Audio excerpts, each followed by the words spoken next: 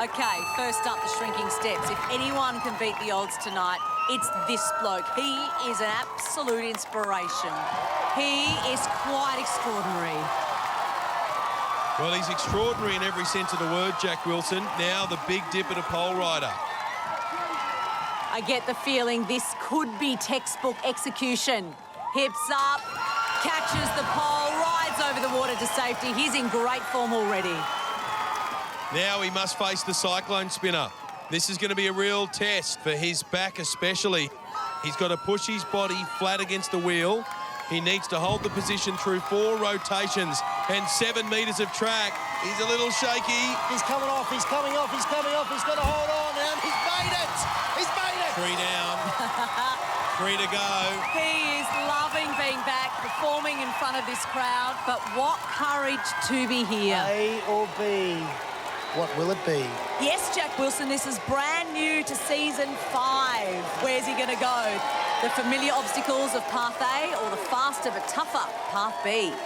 One thing we know about Jack, he's a risk taker. Okay. B! It is lane B. Probably the most difficult obstacles we've ever had in the heats on Australian Ninja Warrior. He's taking a bit of time as well. He knows he needs all of his muscle and the support of the crowd, and they're right behind him.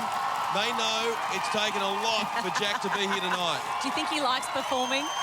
He loves it, but will he love the next obstacle?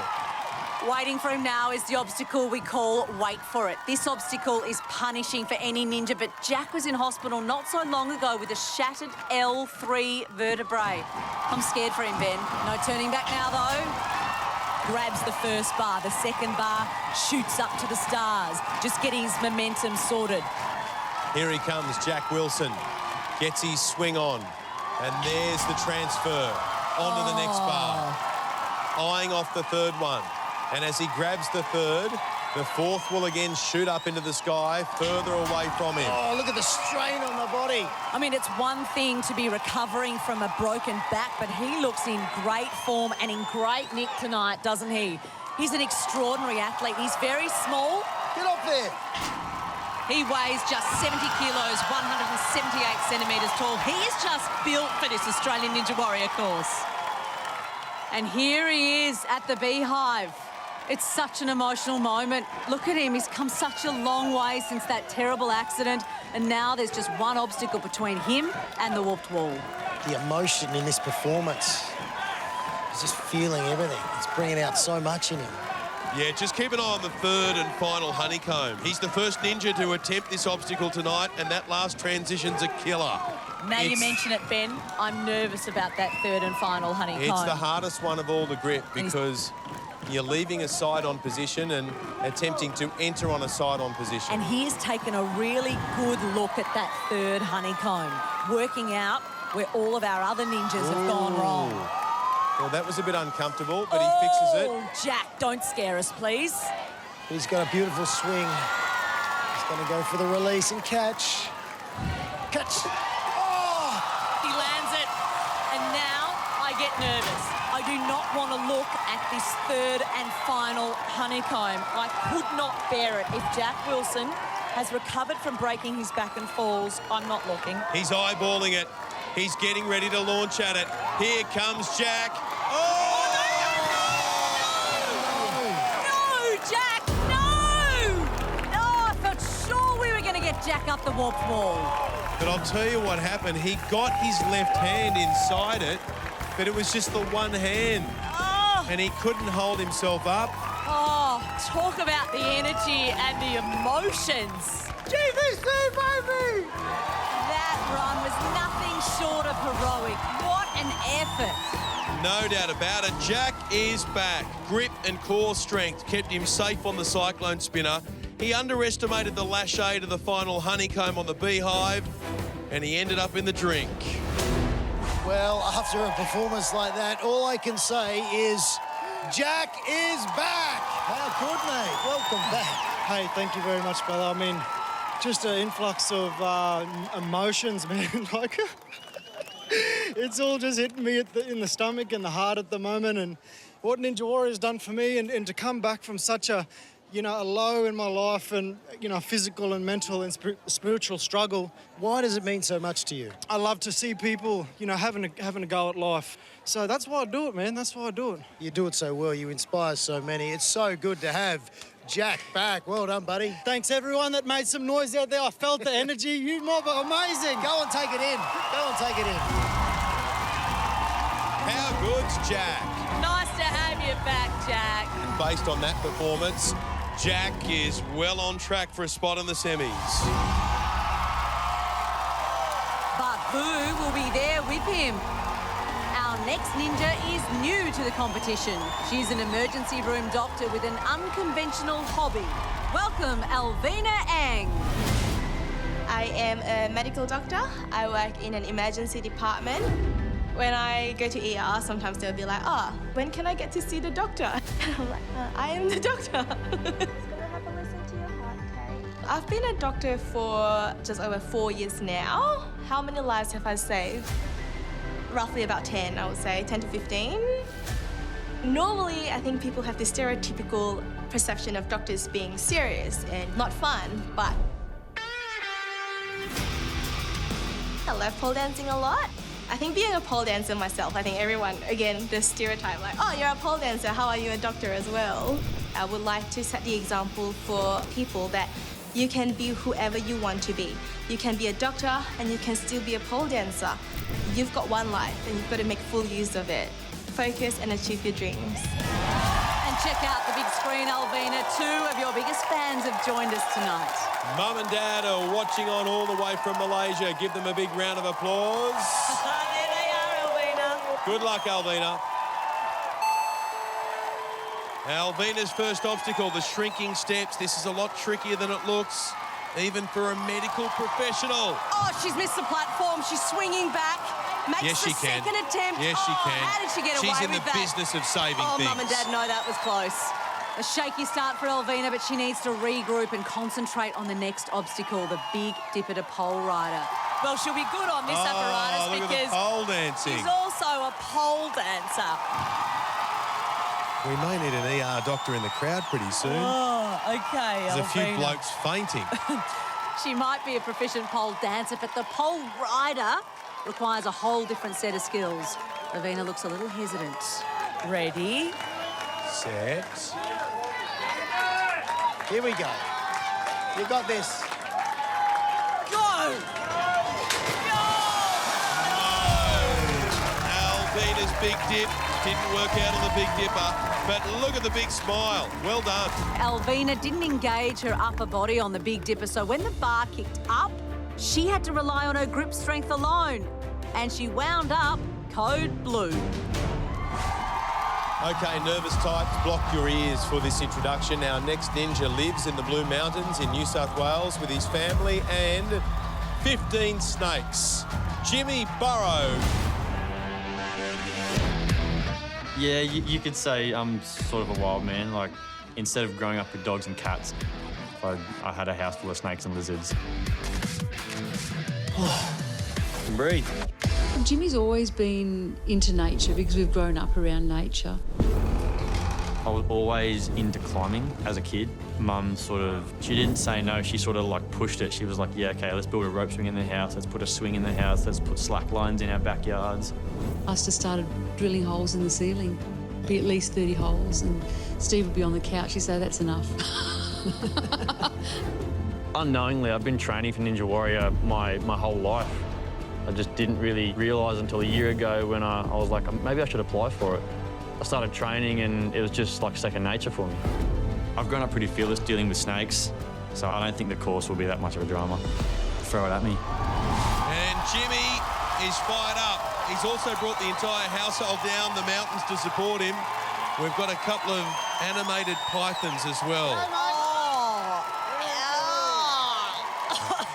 I'm so glad we are up here. Oh. No. Here we go, the snake man, Jimmy Burrow. Ready to go on the shrinking steps, completes it, done and dusted, no time wasted. Yeah, he's moving quickly back, straight up on the Big Dipper to pole rider. And let's see if he can land it on the mat. Yes, he does. He's flying. One of the quickest starts we've seen in any of the heats so far. Now he needs to press his body lower than a snake's belly here, but his butt jutting out a lot. This isn't looking good. Hold on there, he's fighting it, Got to get to the end. He's done it. Now, where did he come from? His time to this point is officially the fastest we've seen from any ninja in these heats. He's just opted for Path A, the known obstacles, and this bloke from the Blue Mountains is really ripping in.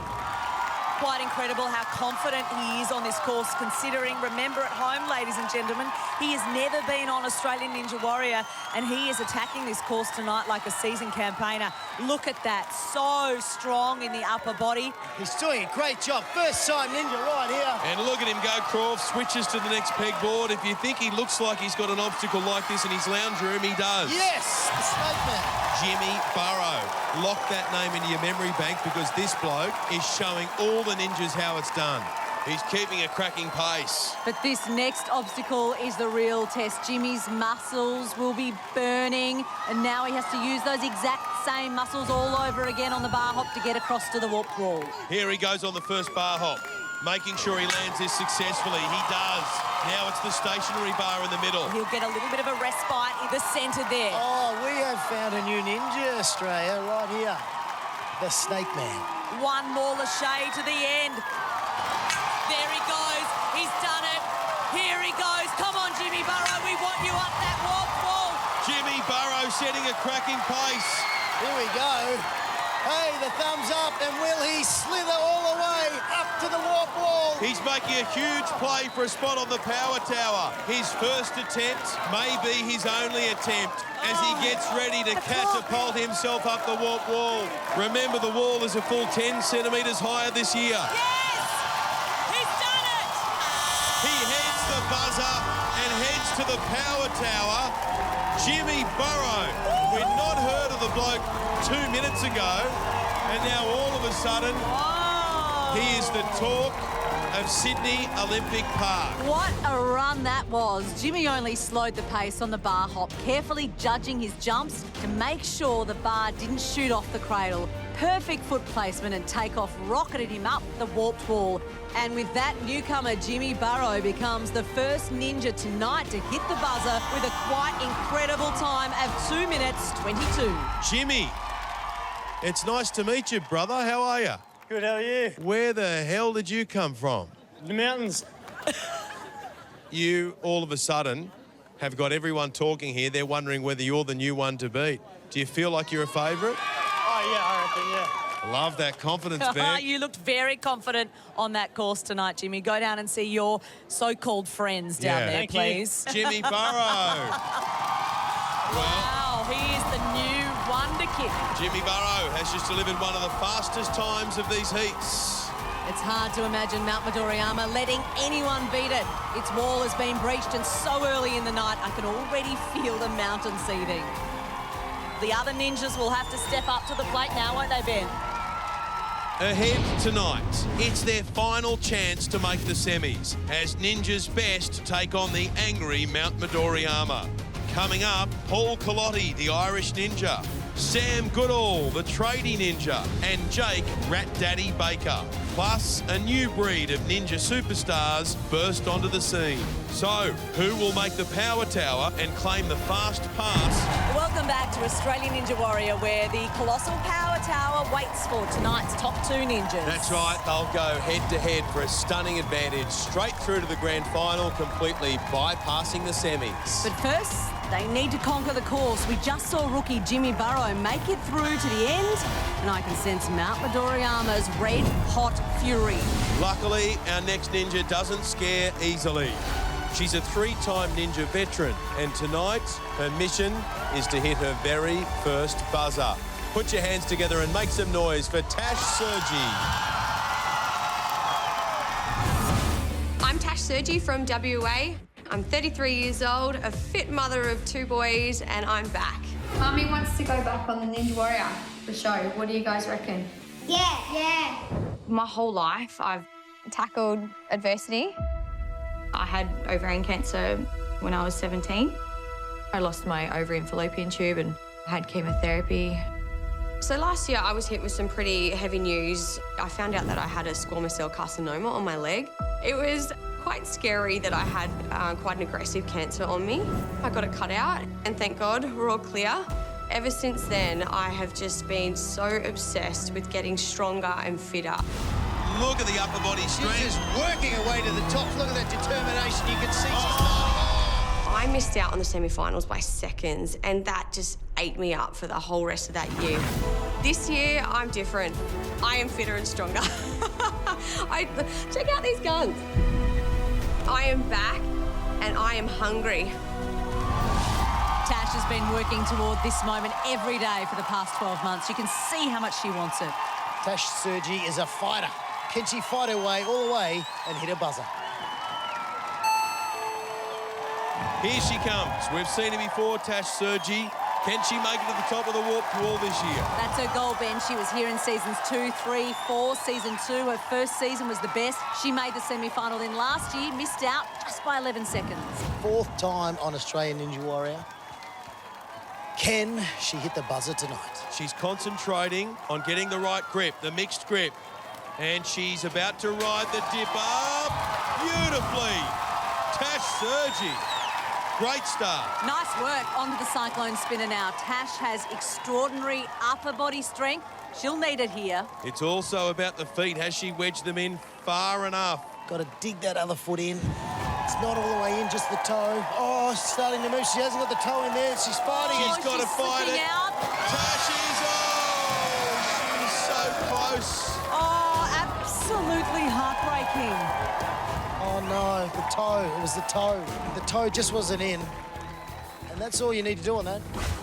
Well, Tash started strongly with a perfectly executed lâché onto the pole rider, but she didn't push her feet far enough into the holds of the cyclone spinner. So when the wheel picked up speed, she just couldn't hang on.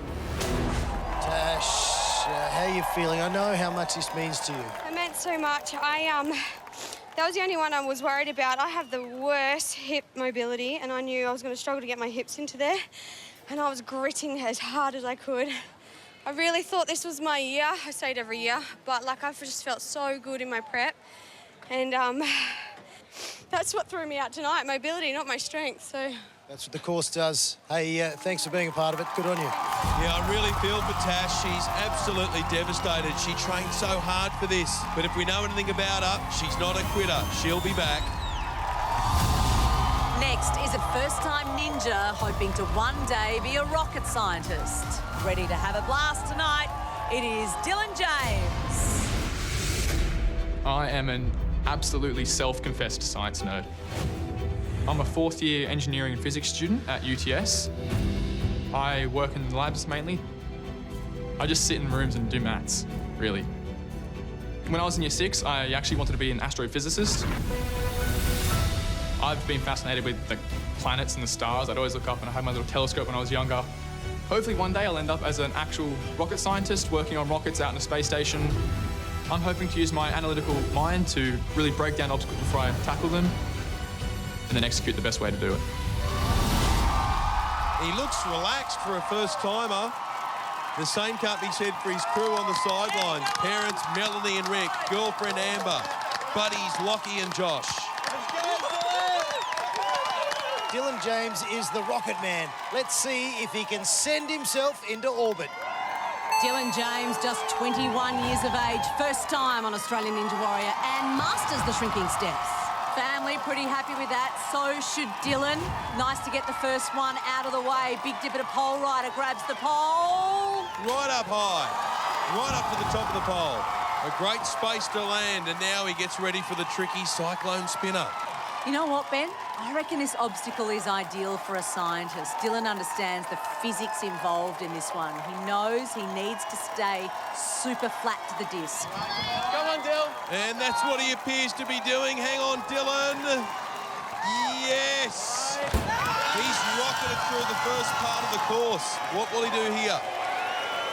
Okay, there he goes at the crossroads, and he's chosen the known path, lane A. That's the path Jimmy Burrow took to reach the buzzer. Dylan watched Jimmy get to the end. And not just get to the end, Ben. Jimmy set a cracking pace. Path B is supposed to be the quicker option, but as Jimmy proved with path A, if you're good enough, you're fast enough.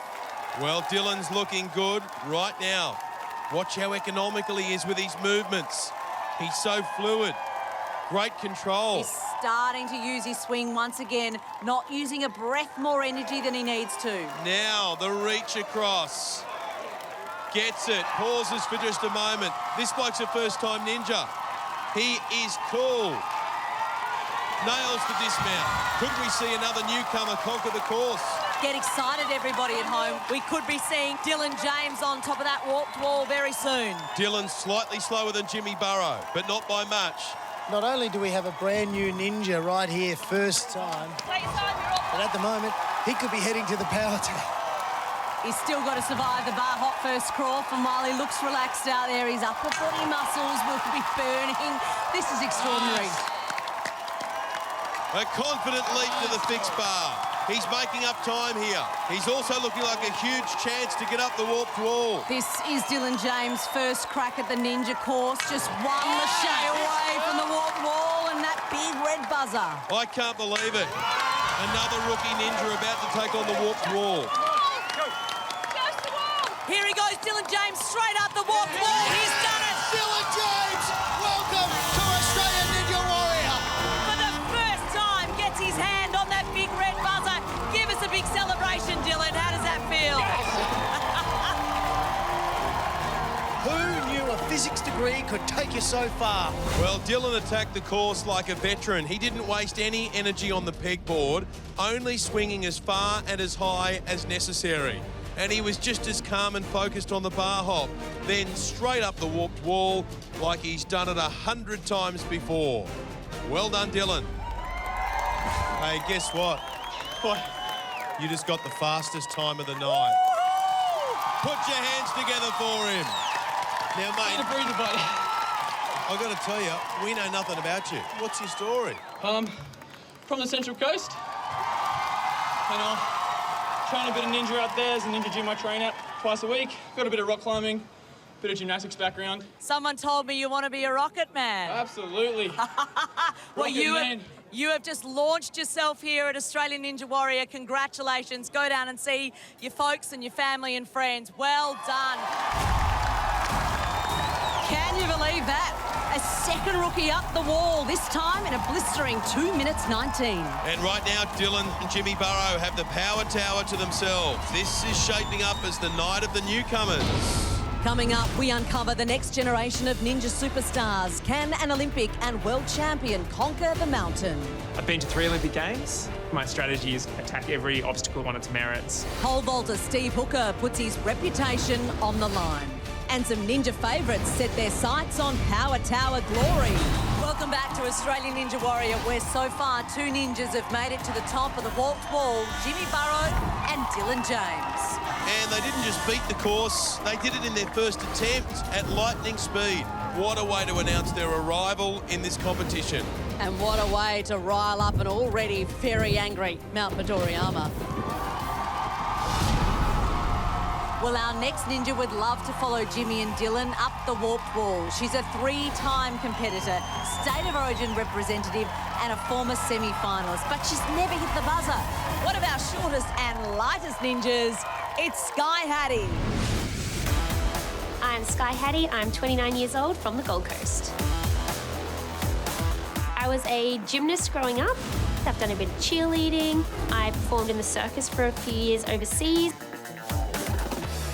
So last year, I was really surprised with how I did. I made it into the semis, and then the State of Origin was an amazing series. Style, look at the momentum. She's done brilliantly, Sky Hattie. And then after that was probably the trademark moment for me. I jumped to the spider wall, arms went out, legs went out, feet touched, hands didn't reach, and I did this dramatic flip into the water. Oh, no! So since last season, I have been trying to stretch as much as I can to make my arms a little bit longer to try to get this little body through the big course. I can make it through. As long as I can physically reach, I can make it through. And Sky is supported tonight by her partner Michael, sister Jade, and her parents Andrew and Karen. Will she go sky high in 2021? Sky Hattie is off to a dash. Sky Hattie was certainly a breakout star last year. She stormed into the semi-finals and she wants to back it up this year. She blitzed the shrinking step. Sky is a former gymnast and a circus performer, so the big dipper to pole rider should play to her strengths. This is yours, come on. Making sure her grip is perfect. You want to be straight on. There she goes, flinging herself. Yes, Great that's grab. beautiful. Look how high she caught that pole rider. That's just beautiful. Okay, she needs to back it up on the cyclone spinner. Last year she discovered her limbs weren't long enough for the spider wall. Are they long enough for the cyclone spinner? Well, Croft, she's just 153.5 centimetres tall. Lucky for her, we're not asking her to hold the edges of the disc. Keep it nice and tight. Oh, she is. As it goes, hold on there, Sky. Well done. And she just steps off. She's going to be dizzy after Like that, jumping surely. off a bus. Here she goes. A or B, what will it be? A or B. She's going A. It's the known path for Sky Hattie. Wise choice. These are obstacles that we have seen before. Now, interestingly, they're very high. Luckily, the swinging pegboard comes with a rope. You can see her stretching out the arms there. She's only 50 kilos, so she doesn't have to hold up a lot of weight. Her challenge will be whether she's got the reach. There's a long way between those pegboards. The disadvantage being small on Ninja Warrior is that some of these obstacles require a big wingspan. However, that's a very good swing from the first rope, and she sets it up nicely. Sky might be small, but she's strong. She's got one hand on one peg at this stage. Now she moves the second hand on. She's got the rope between her legs as a security blanket. And that hand position doesn't look comfortable. We'll find out soon if it's effective. She's starting a swing, generating momentum. She reaches out now. Yes. You thought that might trouble Sky Hattie. That is a really big ask for someone of her stature. For that wingspan to stretch out like that, that's where you see someone like Ben Paulson do it so easily. For the shorter ninjas like Sky Hattie, that's a really tough ask. Good job, though. She may indeed have done enough to make it through to the semi-finals. Still smiling. Sky was acing the course until she reached the swinging pegboard. Given her limited wingspan, she needed to generate a big swing before transitioning to the second board. It just wasn't enough. She only caught the next peg by her fingertips, and that's it for Sky Hattie. Bad luck. Hey, that was amazing. You were like a contortionist up there. Did you get yourself a little bit stuck, or was that the way you wanted to attack it? I thought I had that grip and I was on my fingertips and I was like, just hold on, and it just, this damn wingspan. Thanks for putting on a wonderful show. Oh, thank you. Sky Hattie! Getting up that warped wall and hitting the buzzer is every ninja's dream. And like Sky, they keep coming back year after year. Up now, we have another Ninja favourite, a dual semi-finalist and former professional rugby league player. Just have a look at this bloke, Aloni Vunakethe.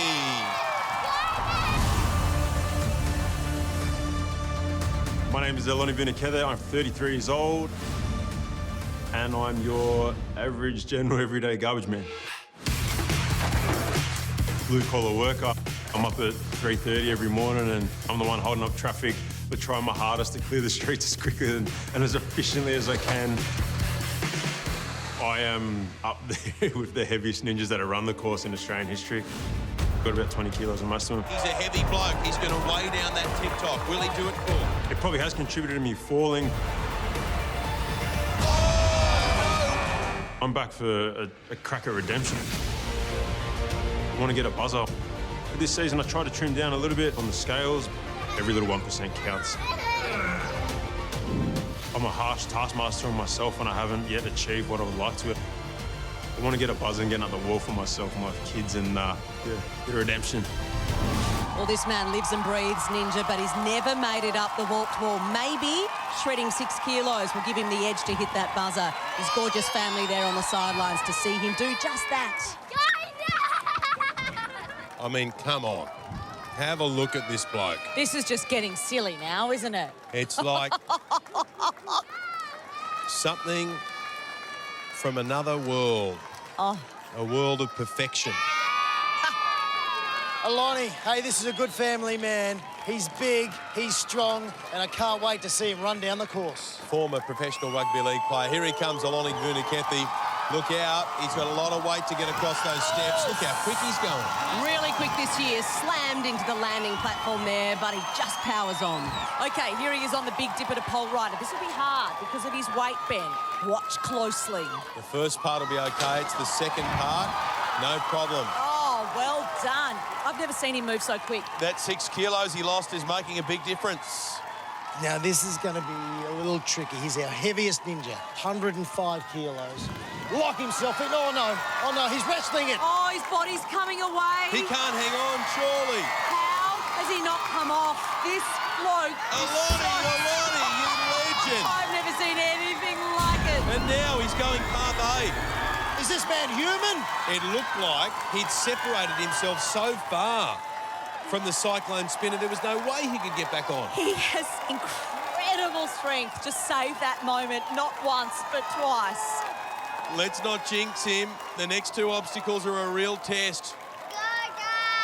Because of his size, he needs a superhuman amount of upper body strength to hold himself up. That's what's let him down in previous seasons. Well, he's moving the pegs cleanly. One, then the next. So far, so good, Ben. He's just starting to get that swing on now. He's going to reach out for the second board. Grabs it. Oh, what's he doing? He's grasped a single peg with 2 hands. Surely he can't jump from there. Oh, that is insane. What did we just witness? The raw physicality Aloni's displaying is next level this year. This is it. He is just one obstacle away from his dream of taking on the warped wall. Mate, this is the biggest ninja we've got. He is magnificent. He's strong and he's still going. He's only 5 seconds behind Dylan James right now. So focused. I'm telling you, that bar looks like it's almost going to bend and snap under the weight and sheer muscle. Oh, he holds it. Remember, he weighs 105 kilograms. Oh, my goodness me. And off the back of that previous obstacle, he's got to be hurting now. Good. Oh, that was the crucial catch. Oh! Just at the very last minute, Aloni Vunakethi finds himself in the pool, and he was literally metres away from his dream of going up the warped wall. Oh, he did well, but he'll be shattered. Aloni relied on raw muscle to get through the cyclone spinner. In an extraordinary display of strength and sheer will, he slowed the wheel down when his body shifted out of position. But fatigue set in on the bar hop. Aloni negotiated the first 4 bars smoothly, but just didn't have enough grip strength left for the final transfer. Aloni, you are a superstar. No. Hey, you've never hit a buzzer before. Never. I know that. It's close, one swing. One swing, mate. One swing. That's all it is. That's all it is, mate. What's wrong with you? The Ninja Warrior course normally suits lighter people as they're working their way through. Definitely. How do you get such a big, strong body all the way? You wrestled the cyclone spinner. Yep. Which I've never I'd seen. have pinned that back a few times, eh? Well, I don't think the It was cyclone surreal. spinner wants to be a part of Ninja Warrior anymore. I'm trying to break it for everyone else, so I just want to get a buzzer this year. I need to beat this wall. It's been 3 seasons, I still haven't beat it, so till next time, I guess. One swing closer, mate. One swing closer this time. Thank you, Aloni mate. Thank you, my man. Vunakethi. Thanks so much. Thanks, Rob. Is he human or is he machine? Well done, congratulations. Aloni Vunakethi, well, he is a machine, but once again, he's fallen just short of warped wall glory. Hopefully, he's done enough to make it into the semi-finals so he can have another crack. Still to come, Mount Midoriyama unleashes hell. Who has what it takes to conquer the course? As Irish ninja Paul Colotti makes his bid for the Power Tower. As the Irish say, we're here for a good time, not a long time. Welcome back to Australian Ninja Warrior. It is the final heat before the semi-finals, a time when our ninjas traditionally take it up a notch. So far, the 2 standout runs of the night belong to 2 superstar newcomers, Dylan James and Jungle Jimmy Barrow. But Mount Midoriyama was always going to strike back, and during the break, some unsuspecting rookies paid the price. 37-year-old Brazilian personal trainer Ana Coppola brought some colour and cha-cha-cha to the ninja course. But Anna's Carnival was over on the first obstacle. I think the entrance might have been better than the actual performance. Plumber Matthew Petrovsky shocked everyone by turning up on time. Here he goes. But despite his super slick moves and flashy shoes, he couldn't quite get the job done. 21-year-old George Mountakis trained for months for his ninja debut, but it was Grandma Yaya who stole the show. Okay, Yaya, come on. Here he Takes goes. a little jump onto the Boy! Oh, no. It's a nana for the Yaya. Then sometime Opal prospector and quarry rock crusher David Bell bulldozed his way through the course, but the first time Ninja made a rookie error on the rope, failing to generate swing from the platform. This is... He thinks it's a bungee rope. It's getting very stressful. What's he doing? With no momentum, David dangled at the end of the rope for an energy-depleting 42 seconds. He had to fight that rope like no one else. When he finally transitioned to the monkey bar, he had nothing left in the tank and got a dunking. So, Dylan James and Jimmy Burrow are still showing everyone how it's done. They're not only dominating the competition tonight, their times are right up there with the Ninja legends. So far, the rest of the field has wiped out short of the buzzer, but maybe our next Ninja can crest the warped wall. After a taste of Ninja last year, this surf photographer decided to build his own Ninja gym in his carport. From Perth, here's Chris White.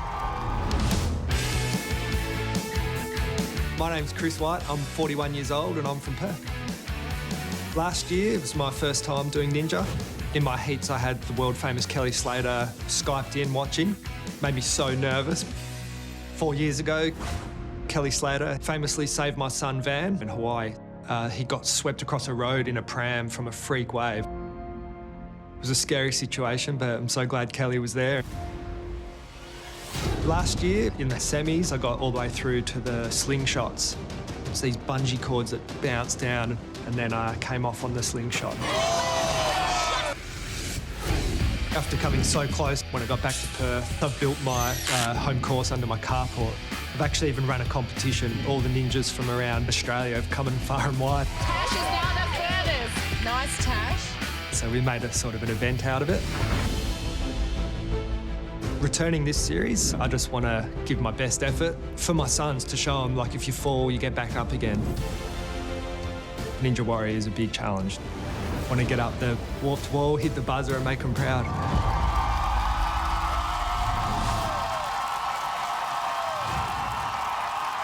And riding the wave with Chris tonight, wife Sarah and sons 13-year-old Jet and 6-year-old Van. So we love Chris White being back on Australian Ninja Warrior, but this bloke is a package deal. You don't get one without the other, and that's good news. In the big screen tonight, Chris's lifelong friend and surfing legend, Kelly Slater. Oh, Kelly Slater. Great, how are you guys? We are great to see you. Chris did really well last year. Do you think he can go even better this year? Yeah, I think that's going to focus. A little slip up last year on the course, but I think it'll be a bit more focused this year. So he's ready to go. All right, let's give him a go. That is a lot of pressure. Kelly Slater tuning in to watch you run. Come on, Chris. Okay, good momentum, well balanced, no dramas. Oh, wow. Chris White came off on the slingshot in the semi-finals last year, so he won't be making any silly mistakes tonight. He is trim and he is tough. Yeah, come on. Look at him. Great work, Chris. Great core. And what about the speed? Remember, the time he's chasing here for a shot at the power tower is 2:22. I'm guessing Chris doesn't have one of these under his carport in Perth, but Chris is oh so fit. Look at his back muscles, Ben. Yes, I am, Beck. The core is vital on this obstacle, so's a strong stomach. He's got the wobbly boot. He needs to pull himself together here. He's at the crossroads. Now, he's chosen lane A. This is the known path. It makes sense. The two ninjas who've made it up the warped wall tonight both chose path A. He looks like he's going well, Kelly. He does. He's super focused. You can see it in his eyes. Onto the swinging pegboard. This is the obstacle that took out Sky Hattie a little earlier. Chris cannot underestimate this. The stress on the arms is huge. And this is always a difficult transition from the rope to the first peg. Grabs it. You got to let go of that rope. He's got the peg in finally. Still got the rope though. Oh, it looks loose, that peg. Again, Chris needs 2 attempts to slot it in. He recovers. That's going to drain some energy. Now, Kelly Slater knows a thing or two about competition. So, Kelly, just evaluate him for us. How's he going at the moment based on where you're sitting? Oh, he looks awesome. He looks really strong. This is going to be a tough transition here, I think. Well, you're a good commentator, Kelly. Keep on going. But swinging like that after your arms are burnt is a whole different thing. Look at that, though. We've got to say, from our view here, Kelly, he is looking so strong. Wow. Lands it. Now it's the bar hop. This is cruel, though, Kelly, because there are 2 obstacles back-to-back, which is really going to test your upper body strength. Has he got it in him?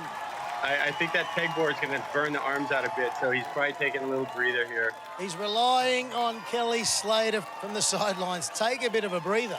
Those pegboards can really tire you out. Chris is really hurting now, smiling through the pain. His arms are burning, no doubt, and he's going to be calling on those same upper body muscles to get him across this bar hop. Big, deep breath. Shakes out the hands. He's worked hard for this. He's 41 years of age. And just 1 obstacle away from the warped wall. He's practicing exactly what he's going to execute. Okay, let's get behind him. Come on. Let's get behind him. Chris White, the 41-year-old from Perth, is about to take on the bar hop. And this is an upper body burner up onto that first bar. Okay. Starting to get his swing on. The question is, does he have enough petrol left in the tank after that last obstacle? Answer yes. Well done. Well done. Now he will go to the Second bar one's that's good. fixed. Wow. Okay, 1 bar is in the water, but that doesn't matter. Yes, makes that. Oh, he's looking really good at this stage. Kicks the legs up. He's got plenty left. He's done it. Perfect to the end. He just needs the safety of the Yes, he's made it. He only cleared it by an inch, but he cleared it. Come on, Chris. He takes a little bit of a breather here. Understandable. Remember, the warped wall is 10 centimetres higher this year. Come on, Chris. He pumps himself up. He wants it. He can see the red bar. Oh. He just had a little bit of a stumble there. He's got 2 shots left. Can he do it? Here he comes. Chris White on his second attempt. He's got it. How about that, Kelly Slater? How good was that? Chris barreled through the first 3 obstacles, but he used up a lot of energy negotiating the swinging pegboard and then the bar hop. As a result, he needed 2 attempts to get up to the top of the warped wall and hit that buzzer. Nice. Oh, Chris. Mate, you've put so much work in. On the serious side of things, just explain the focus, the commitment that you've made. Oh, yeah, I've done a lot of training. Fell off last year. Want to show my kids, you go back, pick yourself up, try hard, and you can do whatever you want. Well, it's worked for you. Oh, Chris, awesome job, man. You look really good. That was awesome. It's great to have Kelly here as well. Put your hands together for Kelly Slater for joining us. Yeah. And the big applause, of course, for Chris White. He's on top of the warped wall on Australian Ninja Warrior. Soak it up, mate. You've impressed an 11-time world champion. The kids look pretty happy too. I can hear Mount Midoriyama rumbling as Chris becomes the 3rd ninja tonight to get up the warped wall. But right now, it is still newcomers Dylan James and Jungle Jimmy Burrow who are headed for the Power Town. We're here from Sydney Olympic Stadium, and we come back to you right after this. Ahead on Australian Ninja Warrior, the fight back is on as some big names hit the course. The Rat Daddy is back. Will Irish Eyes smile on the cattle truck driver Paul Colotti? And can tradie ninja Sam Goodall nail a spot on the Power Tower? This time, it's got to be clean, it's got to be fast. Welcome back to the 4th and final heat of Australian Ninja Warrior, where an incredible 3 ninjas have made it up the warped wall so far tonight. What's more, the 2 fastest are new to the competition. And I can tell you now, Ben, Mount Midoriyama is not happy. During the break, Season 4 standout Eddie the Buzzer Burrell looked for all the world like he was headed to the Power Tower. The big dip and a pole rider. Eddie is flying. Eddie is in a hurry. He reached the bar hop almost 10 seconds faster than heat leader Dylan James. Oh, yeah. Our instinct was right. He was going too hard, too fast. Eddie set the benchmark and his fiancée, pole vaulter Lisa Campbell, set out to beat it. Look at him In go. and out. Where does all that strength come from? Lisa became the first woman tonight to make it through to obstacle 5. She can just... But she was destined not to beat her partner's run. Oh, the same spot. Ultra-competitive brothers Kale and Braden Goldring had their sights set firmly on a 1-2 finish in their ninja debut. But when Braden crashed out of the competition early, it was left to little brother Kale to fly the family flag. Kale flashed through the course at power tower pace, but he couldn't land that tricky third honeycomb. He's disappointed he missed out on the buzzer, but Kale's run puts him in 5th position on the leaderboard and on target for the semis. We're just past the halfway point and already 3 ninjas have smashed this course, including 2 very speedy newcomers. The time to beat to get on the power tower, a sizzling 2 minutes 22. Dylan James and Jimmy Burrow might be green to this competition, but no one is as green as our next competitor. The most unexpected of Ninja heroes last year, Townsville's Irish cattle truck driver is back for more. Here he is, Paul Colotti. Oh, we love him, the Irish ninja. He thinks he's on the set of Riverdance. I might be a returning ninja, but you'll probably still need to subtitle me. My name is Paul Cullity. I'm from Townsville, originally from Ireland, and you know me as the Irish cattle truck driver. Having fun, living the dream every day, you know? My family is forever growing with a little bun in the oven again. That'll be another mouth to feed for us. And we're away. Last year, I went out like a bull in a china shop. I was about as unprepared as you could come, you know. To be honest, I gassed out in the heat so quick. I attacked it. My head basically fell off. I didn't know what I was doing, but I gave it a go. I'll enjoy a few cold ones tonight, that's for sure, anyway. When I got through to the semi-finals, I was actually a bit more focused. He's going to smash this out. He's going to go all the way. Oh, no! The fact that I got through to the semis and I didn't hit the buzzer, it wasn't the same. I couldn't let the opportunity go again. I really want that buzzer so bad. I visualized it so much, and like, if I get the buzzer, I'll be just absolutely ecstatic. If you guys put a beer at the top of the walk wall, I'd be straight up, but there'd be no dramas. Now, I may not understand what our next ninja may say, but I do understand that he loves a beer and he'll do anything for it.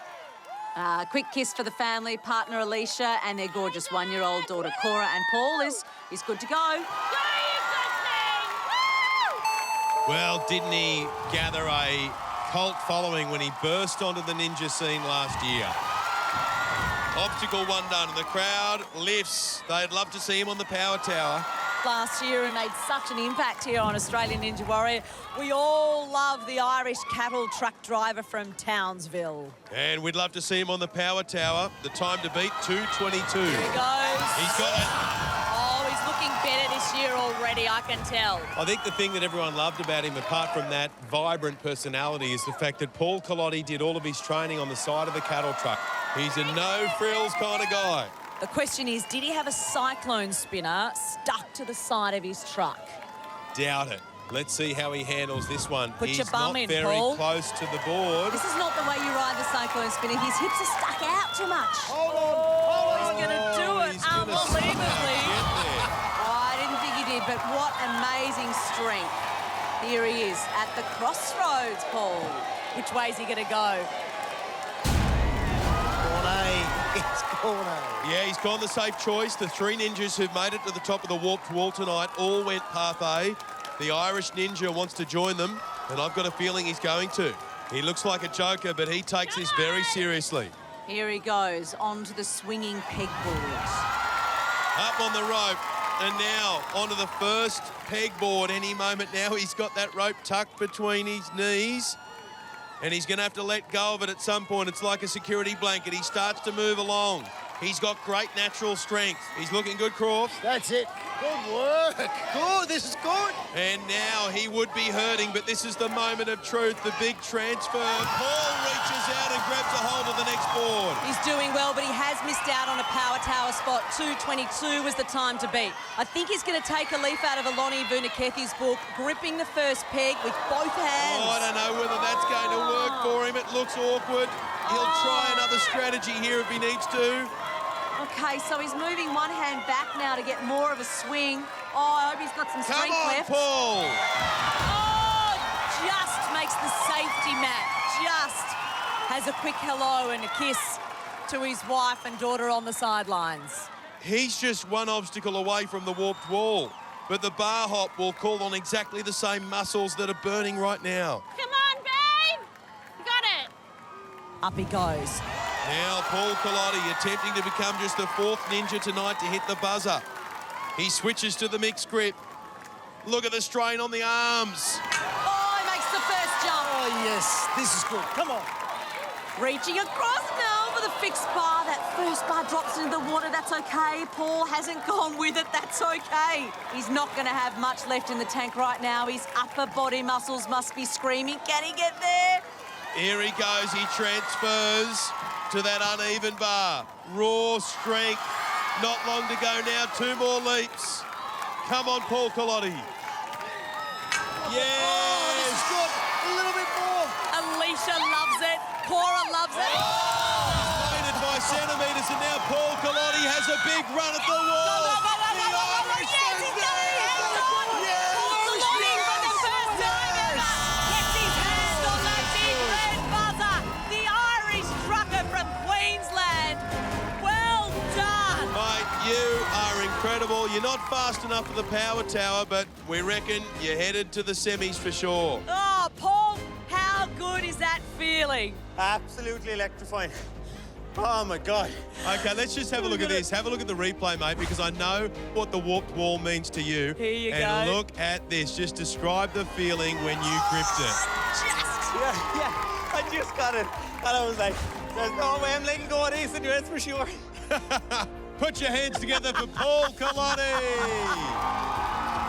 So, Paul Culotti becomes the 4th ninja to make it up the warped wall tonight. But has the Irish ninja done enough to put himself in contention for the power tower and that golden ticket to the grand final?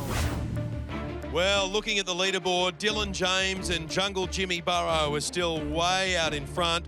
They absolutely streaked through the course. Can anyone stop their drive to the power tower? We'll have more thrills and spills on the other side of this. You are watching Australian Ninja Warrior. Coming up, we've saved some of the best till last, and they're primed and ready to go. Tradie ninja Sam Goodall, 2-time grand finalist Zed Colback, Jake Rat Daddy Baker, plus Olympic pole vaulter Steve Hooker makes his tilt at Ninja Gold. My aspirations are to see how far I can go.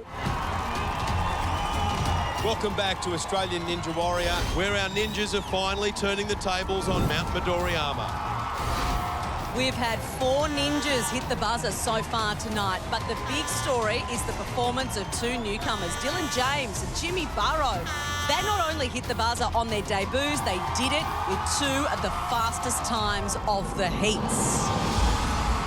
And if ever a first-timer was destined to join them on the top of the warped wall, it's our next competitor. We have all been waiting for this moment on Australian Ninja Warrior. We love gold medalists and they're few and far between. And we've got the best here tonight. Ladies and gentlemen, it is Steve Hooker. Yes, Steve Hooker reached the dizzy heights of Olympic glory. Can he conquer the Ninja Warrior course? Hi, I'm Steve Hooker. I'm 38 years old, and I'm probably best known as an Olympic gold medalist pole vaulter. I started pole vaulting when I was 15 years old. I was the first Australian male field athlete to win a gold medal at the Olympic Games in 60 years. I won with a height of 5 metres and 96 centimetres, and that set an Olympic record at the time. Got broken in London and Rio, but at the time I had it out for 4 years. I came from a sport where you used to get 3 goes at every height. I mean, at the Olympic Games, 5 separate occasions I jumped the bar on my 3rd attempt. In ninja, 1 mistake and it's all over. I'm training so hard to be able to compete with the other ninjas. I want to hit a buzzer so bad. My drive as a top athlete inspired me to not be afraid to try new things. So let's give it a go. What a legend, Steve Hooker. He may have an Olympic gold medal, but he's got space on the mantelpiece for some more bling. Let's see how the former world champion and Olympic gold medalist goes tonight. Steve Hooker, welcome to Australian Ninja Warrior. Coordination, not a problem. Timing, not a problem. Now he's grabbing onto the bar. He's an Olympic gold medalist. He knows how to hold on tight. Onto the Big Dipper and pole rider. And the long arms and legs will make it look easy, hopefully, yes. Yes. And what about his resume? Olympic champion, world champion, Commonwealth champion and world indoor champion and World Cup champion simultaneously, if you don't mind. The key word being champion. An Olympic gold medalist putting everything on the line. The cyclone spinner is tricky for our bigger, taller ninjas. He gives the wheel a shove to get it going. He's got a good grip, but he's a big, big lad. Can he hang on to the big frame? Steve Hooker. Oh, no! No, It's cost him. Can't. It's cost him. It can't be happening. No! Steve Hooker has been training for months. He took this competition so seriously, and it was just a little error. I mean, he had it. Let's take a look at what went wrong for Steve on the cyclone spinner. You can see he started out with his hips very low. So to get the wheel to spin, he had to throw his weight up. Well, that put him off balance. And with every rotation, his hips jutted further away from the wheel. Eventually, the speed and force of the spinner was too much, and Steve's feet shot out just before he reached the safety of the platform. Steve, you're looking shocked, mate. I'm shattered. That's devastating. I was told this was a tall person killer and it killed me, so that's the way you go. It's been an absolute honour having an Olympic gold medalist here, and I'm sure it's not the last time we've seen you want to be a part of Australian Ninja Warrior. Please put your hands together for a legend, Stephen Hooker. Mount Midoriyama pays no heed to resumes and reputations, so how will our next competitor fare? This Dungeons and Dragons master from Victoria blew us away, scaling the warped wall last year, Jake Baker. The Rat Dad's back. Now, those pasty peacekeepers, something's not right about them. Dungeons and Dragons is a board game like no other. You role play, you talk about the world. Creativity is greatly encouraged. Griswold, who was not with us, managed to absolutely destroy a demonic chicken. Great. Last year on Ninja Warrior, I got through to the semi-finals, crashed, but was fast enough to make it through to the grand final. Making it to the grand final was amazing. I fell out on the shelf grab. I didn't expect that. On paper, I am not the best ninja. My CV doesn't include rock climbing medals and Olympic attempts. As a guy who has rats and plays Dungeons and Dragons, I think I might get underestimated. Rattly, you looking forward to cheering me on? Tonight, I'm going to do the rats proud and scurry up that wall. Now, sadly, Jake's pet rats couldn't be here with us tonight, but we have arranged for them to join us live via the big screen. Say g'day to Rattly Portman and Nordry Hepburn. Oh, isn't that cute? The rats have got their own warped wall. OK, Jake. The Rat Man. Will he get the cheese? Good start. A time quicker than 2 minutes 22 will put him on the power tower. Big dipper to pole rider now. Looking good, Jake Baker. Picking up where he left off last year. Making sure of his grip. Now he's flying onto the pole. Nice work. Now the cyclone spinner. The rats have got something like this as they train back home. Now his friends tell me he can do a 360 up a warped wall. So if he gets there tonight, he may just deliver that. So far, so good. Good foot placement. Plenty of upper body strength. Spinning and rolling and rumbling and holding on. Well done. And the rats are loving it. The geek has just outperformed an Olympic champ. He's only 1 second off the power tower pace. He's having a stretch of his hamstrings just as he makes his way to the crossroads. Which way is he going to go? Going the new obstacles.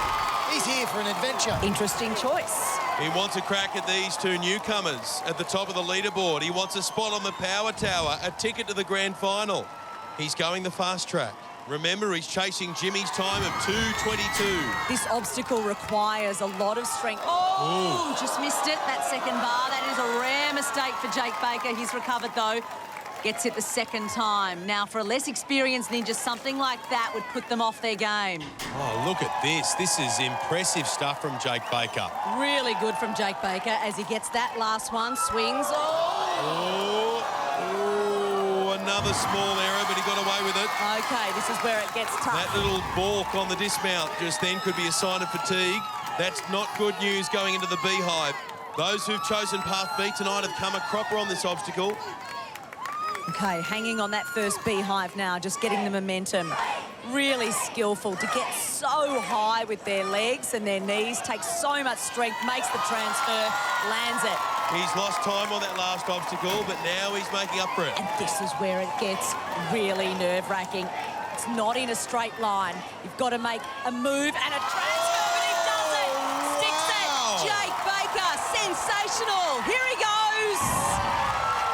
Now he's just missed out on the power tower at 2 minutes 22. But can he still finish? Jake Baker, the Rat Man. Can he get up the wall? First go. Here he comes. Up he goes backwards. 360. He did it. Unbelievable. Jake Baker putting on a show in season 5. Wow. What was that? Little secret trick I've been developing. I'm glad I got it though. He made the grand final last season, and on the strength of that run, we could very well be seeing Jake Baker at the end again this year. He showed signs of fatigue on Wait For It, but he powered through to become the first ninja tonight to conquer the beehive. Then that 360 at the top of the warped wall. Well, what a start! A brilliant run from Jake Baker, and what a fight back from our ninjas. That's 5 now who've made it up the warped wall. Incredible. Just look at the leaderboard. The new ninjas are still at the top of the ninja pack. They're in the box seat for a shot at that express pass to the grand final. But they're not on the power tower yet. We've still got some big name ninjas warming up backstage. We'll have more thrills and spills on the other side of this. You are watching Australian Ninja Warrior. Coming up, the rookies have held off all challenges so far. But in a heat that's unearthed a new generation of superstars, it's time to bring out some big guns. They are going to be smashed. Mount Midoriyama is seething as some of our fiercest competitors plot the ultimate ninja fight back. Welcome back to Australian Ninja Warrior, where all eyes are on the power tower and that chance to win an express pass to the grand final. A couple of rookies are in the box seat, and during the break, ninja after ninja stepped up, hoping to knock them off their perch. New ninja and new father, Cameron McClintock. Oh, look at Logan. Proving 8 hours sleep is way overrated. He bolted through the course. He is dizzy, just like his head would be. He's just had a baby.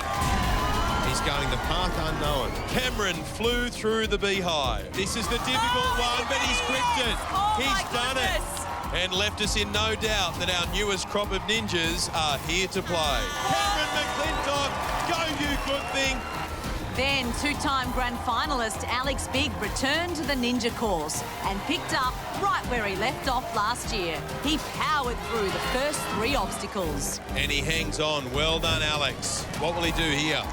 He's gone straight for V-Waves. He's the big ninja. But the bigger they are, the bigger they splash. Oh, we missed it. That's why it's such a challenge. Two-time grand finalist Zed Colback had the power tower front and centre of his mind as he hurtled through the course. Oh, all in one motion. Incredible. Get out of there. Zed's brother-in-law, tradie ninja Sam Goodall, urged him on from the sidelines. Run, go! Whoa! Can you believe it? Yes! He is on top of the walk wall. He is our 7th ninja to hit the buzzer tonight. Unbelievable. He might not have made the power tower, but the ninja fight back is strong. So with just one ninja still to compete, Rocket Man and physicist Dylan James has booked his spot on the power tower. Fellow rookie Jungle Jimmy Burrow is in second, so he has a nervous wait to find out if he's done enough. That's right, Ben. There is just one ninja left to run tonight, and he's one of this competition's all-time greats. Sam Goodall's resume speaks for itself. 4 grand final appearances and a thrilling power tower win last year. One of our most beloved ninjas. Every year this guy gives us a surprise moment. It is the tradie ninja, our hero from Western Australia. He's back. Give it up for Sam Goodall. Sam Goodall here. You know me as the tradie ninja. In Series 1, I was the scrappy guy who smacked his head on things and was bleeding and just got through. Season 2, I built Midoriyama in the backyard. That really helped with my training. But I had Ross River. Sam Goodall, I think he's struggling here. Have a rest, honey. Physically took me to a real low, and you saw that on the course when I passed out. Babe, He's buckling at his knees. Just looks absolutely shattered.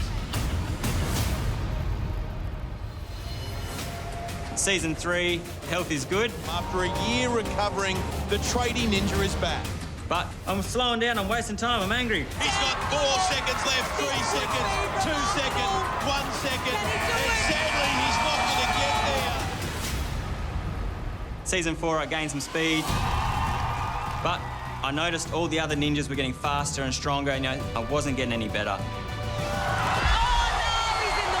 So, Season 5, my training has gone through the roof. Endurance has peaked, I've gotten heaps faster.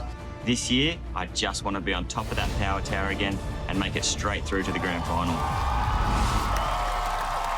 Can Sam Goodall knock Jimmy Burrow out of power tower contention? Wife Rachel certainly thinks so. Watching on with their gorgeous new baby Delhi. Beck, well done for matching Sam's outfit tonight. I'm on Tradie Ninja team. You can see that. Here he goes, the Tradie Ninja through obstacle 1. I've got Sam Goodall getting up the warped wall in a record time tonight. He's going to get a spot on the power tower. Yeah, the time he needs to beat is 2:22. Right now he's on target, but there are a lot of obstacles still to go. His brother-in-law, Zed, is willing him on from the sideline. He's already in the semis. OK, cyclone spinner. The tradie ninja, he's on a mission, locks himself in, pushes hard. Here he goes. Oh, I'm getting dizzy just trying to look at that. He's got such a professional approach, Sam Goodall. Not the most graceful dismount. He spins out of that one, and now... Sam always worries us. He falls over a lot. But he's now at the crossroads. 3 seconds slower than Jimmy Burrow. And just like Jimmy, he's going path A. He likes his chances. He reckons he can chase Jimmy down. He has the power tower in his sights. I'll tell you what, this time is going to be incredible if he can get all the way. He's on the swinging peg board. He's using his feet on the rope to help him move one peg right to the end of the board. Careful! Oh! He just mistimed that. And he threw the second peg into the water. He makes a grab for the rope to steady himself. That was close. He must have so much strength in that one hand. What concerns me right now is how much time he lost just then. Sam Goodall can't afford any more mistakes if he wants to beat Jimmy Burrow's time. He's chasing 2 minutes 22. He's got enough momentum to get off now. Off he goes, Sam. Surely, Sam, you could have gone. He's agonising. Absolutely He's struggling. agonising. Come on, Sam. Don't do this to us. Oh, yes. Lucky. Very lucky, Sam. Well, he's lost some valuable seconds on that last obstacle. Come on, Sam. You got this, bro. He's about 18 seconds behind Jimmy Burrow's pace now. He needs to make up that time on the next 2 obstacles. And the bar hop, will it play to his strengths? Up he goes now. It all comes down to how much he's got left after the swinging pegboard. Jimmy slowed right down on this obstacle, so it is going to be close. Oh, that transfer wasn't graceful, but no time lost. He's got to use everything here. It's really taken a lot out of him, the pegboard. This does not look pretty, but he's making up a little bit of time. I'm not sure it's going to be enough, though. He's only got one more leap to go. Look at the time. Not going to make the power tower tonight. And he does it. Yep, the bar hop done and dusted. Racing around the corner. And look at him go straight up the warp wall. He hits the buzzer. He's the 8th ninja to do it tonight. And look at the time. He just misses out on the power tower only by 6 seconds. But he's in the semi. What a run from Sam Goodall. How are you feeling? As usual, you know, graceful, pretty work, all of that. But, I thought I was in the water a few times there, but came good in the end. Well done, Sam Goodall. Let's give him a roar. Sam hit his stride quickly, but he did run into a bit of trouble on the swinging pegboard. He jettisoned one peg on the first board and had to use the rope to build momentum to swing to the second. He had to dig really deep to get through the bar hop, but once that was out of the way, getting to the top of the warped wall was just a formality. Here he goes, Sam Roberts, 21-year-old from Brisbane, on the log runner. Go, Sam, get it over and done with. Dancing. Another brand new obstacle now, the diabolical double dipper. It's a fast and frightening ride. It requires precision timing at 2 transfer points. Remember, he's just 53 kilograms. He'll need some weight here to carry him across the gap. He does it! Hey, that was perfect. That was beautiful. And the crowd is loving Sam Roberts. This is very, very good. Just like Spider-Man, he seems solid through the air. Get behind him, Brisbane. He's your boy. He's now taking on a brand new obstacle. This is the rope to twin trapeze. He's done the rope. He's on the first trapeze. This feels like a grand final run. Big kick. Come on, big kick back to the Shea. Sticks it. What about the height this guy's getting? Not only does he fly like Spider-Man, he sticks his landings like him too. And the power to weight ratio is important in Ninja. Sam's a bit like a grasshopper. Light, agile, and ready to move. If Sam's forgotten he's in the semi-finals, he's about to get a reminder. Obstacle 4, the flying shelf grab to corkscrew. It can easily bring you undone. First, you've got to get to the flying shelf grab, grabbing the 2.5 centimetre shelf with just the fingertips. Survive that, and then you face the dreaded corkscrew. Okay, he's taking a leaf out of his look at him. Heroes book, Spider-Man, who is He's just got so much style. Come on, Sam. Well, just here he goes on the corkscrew. It'll throw you hang around. on to it. Nice work. Spider Sam, he stuck his fingers there. He spun his web. And that corkscrew drops down, so now he's got a lache up. Look at him winding up. Go! Oh, you know what happened? Just the hands, didn't get 2 hands on it. Yeah, he just got a bit of an unlucky Oh, he was good though. leap and grab. He just needed some of that Spider-Man stickability. I love Sam. That was a great effort. So good. Yeah, he looked like he could have gone further. Check out the form. He nailed the double dipper. Did the same on the twin trapeze. He looked comfortable in the air. And the corkscrew, it was a bit of a shock. He handled the spin, but then he was just a bit indecisive here, not releasing both hands at the same time. And he had the height, but couldn't hold on. Spider Sam, you told me you're going all the way. It was looking good. I almost had it. I was feeling really confident on that obstacle. I think the jolt got me a little on that wheel, and it was just that split second of, I don't know if I'm going to get that, and that's all it took. First time here into the semi-finals. It's a wonderful effort. First time in the semis, I am so happy with. It's a dream to be here and to make the semis on my debut run. It's amazing. And what's the other dream? Other dream? Meet a girlfriend here. And so if anyone out there would like to go on a date with Spider Sam, what are you going to do on your date? I think I might hit the Ninja Gym. If you want to hit the Ninja Gym with this boy right here, he's a superstar. Congratulations. Thanks for being a part of it. Put your hands together. Spider Sam! Good stuff, Croft. With the courses being so tough this year, a place in the grand final is not out of the question. Time will tell, Spider Sam. Our next ninja is here in her 3rd consecutive semi-final. This year, the grand final is calling, and it's calling loudly. From Adelaide, it's rock climber Rafaela Wiggers.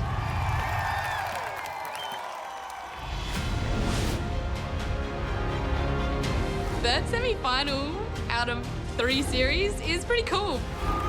Look at this. Smooth as you like. She's got it! Makes the landing. I didn't think I'd ever do 3 series or be in the semis this many times. It's pretty awesome. I don't get nervous about the obstacles. I get nervous about standing up there and having everyone look at me. I've been struggling with a past eating disorder for a long time. I go through cycles of awesome, my body's sweet, I'm really strong, to, oh my God, why am I here? Everyone's gonna be judging me. But my mental space about my body is the best when I'm doing things like Ninja Warrior. How could I possibly not love my body when it's letting me do all this insane stuff? This is going to be huge. Yes, she's done it. Having my partner there on the sidelines, reminding me that I'm strong, I'm confident, I can do this. It's so good. It just makes me feel calm and safe. Third semi-final for me, third time's the charm. I'm gonna get up the wall and hit the buzzer.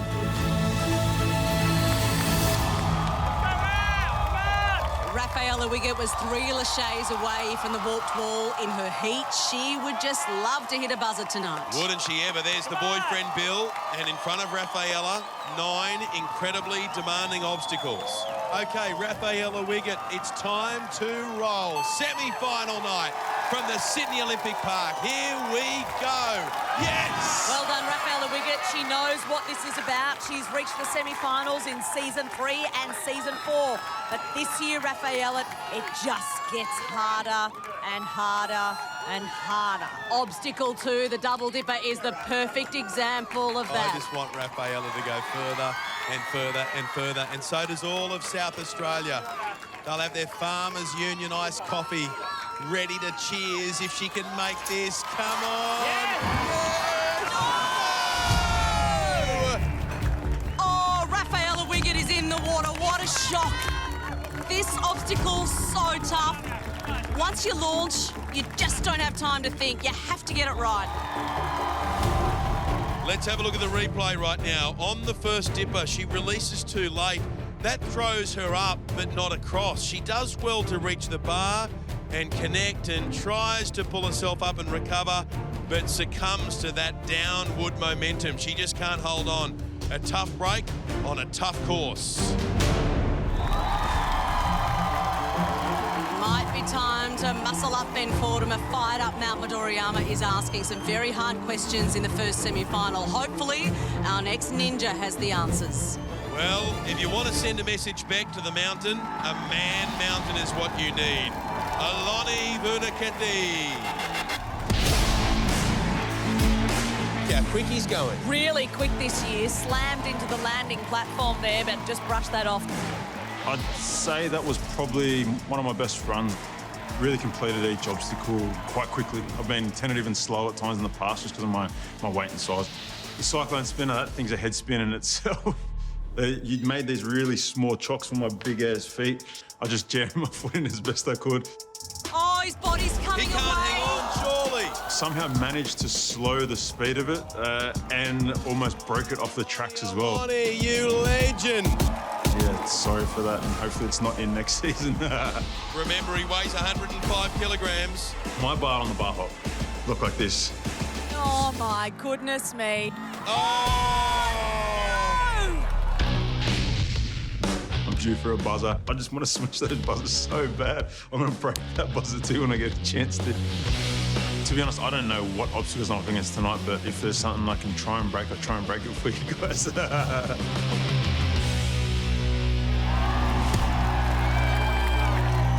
Believe it or not, Aloni Vunaketi has never made it up the warped wall, has never hit a buzzer. Quite amazing because he is not short of determination Look and at him. grit. Come on, Australia, let's get behind him. This guy is simply amazing. Here he goes, Aloni Vunaketi over the log runner, obstacle 1. Semi-finals 2021 on Australian Ninja Warrior. He's hot to trot tonight, Ben. Yeah, he's got the family cheering on the sideline. They'll provide plenty of inspiration for Aloni. They'll be pushing his 104-kilogram frame every inch of the way.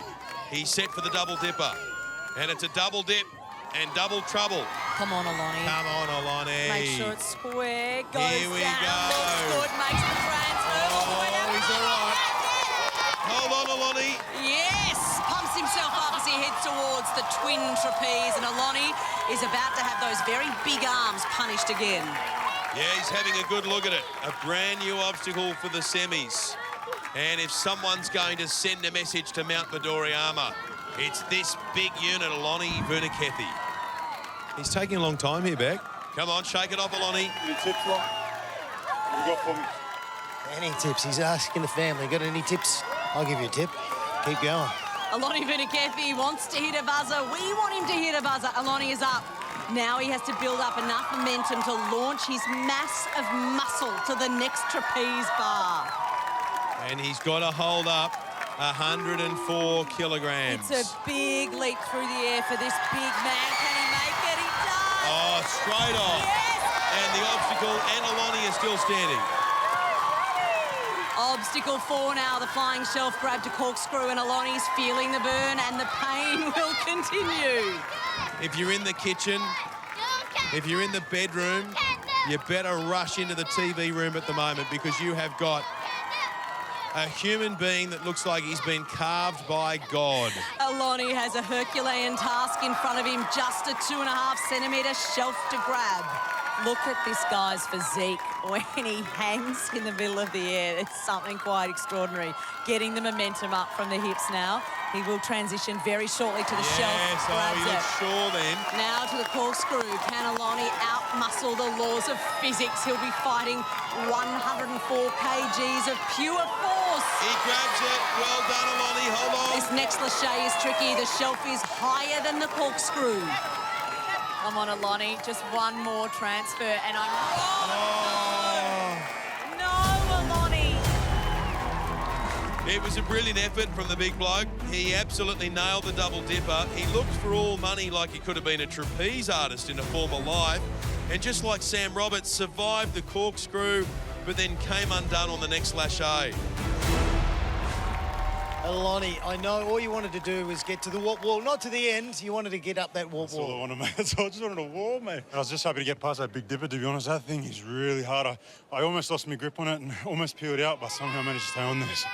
You can hear the kids calling, go, Daddy. Right, so you got to get another big effort and chase those kids. Thanks. Good on you, Aloni. Good on you, mate. Watch out, kids. Dad's coming after you. Run. Too good. The first semi-final of 2021 is underway from Sydney's Olympic Park. A new course, new challenges. Which ninjas have got what it takes to be faster, higher and stronger? Still to come on Australian Ninja Warrior.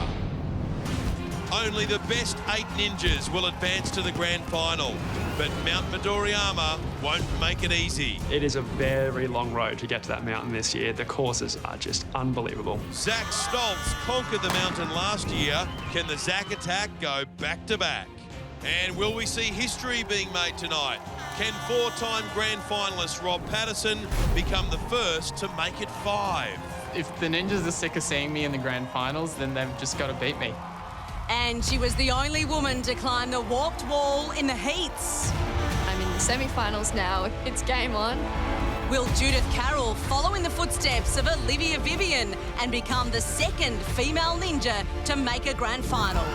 And later, which of the 2 fastest ninjas will secure the second chance run in the grand finals as they go head-to-head on a brand new power tower? Welcome back. You are watching Australian Ninja Warrior, and it's semi-final night. It certainly is, Beck, and 8 grand final places up for grabs tonight.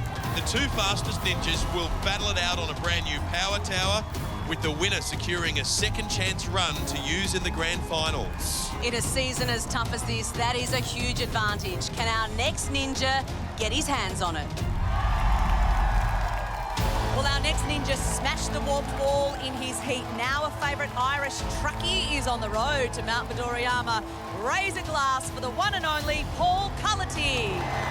Oh, I'd love to have a beer with Paul. Oh, I just love this guy. proudest moment in the heat was having my wife and my daughter on the sideline. That's it, you know. Like, they're everything to me, and it just changed the run completely. To look at them, you know, I was ecstatic, like looking down on them, because they're everything, you know. So Paul has a big run at the wall. Well, you can have all the bar hops and all the warp balls you want. Having them there is a different league, you know.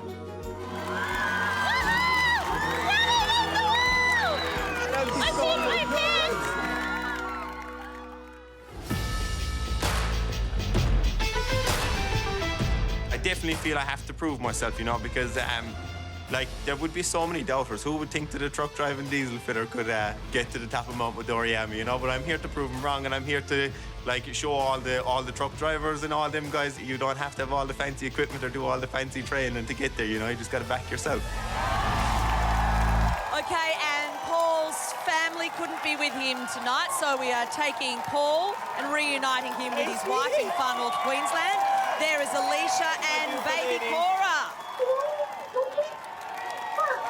Alicia, how proud are you right now? Oh, we are so proud of him.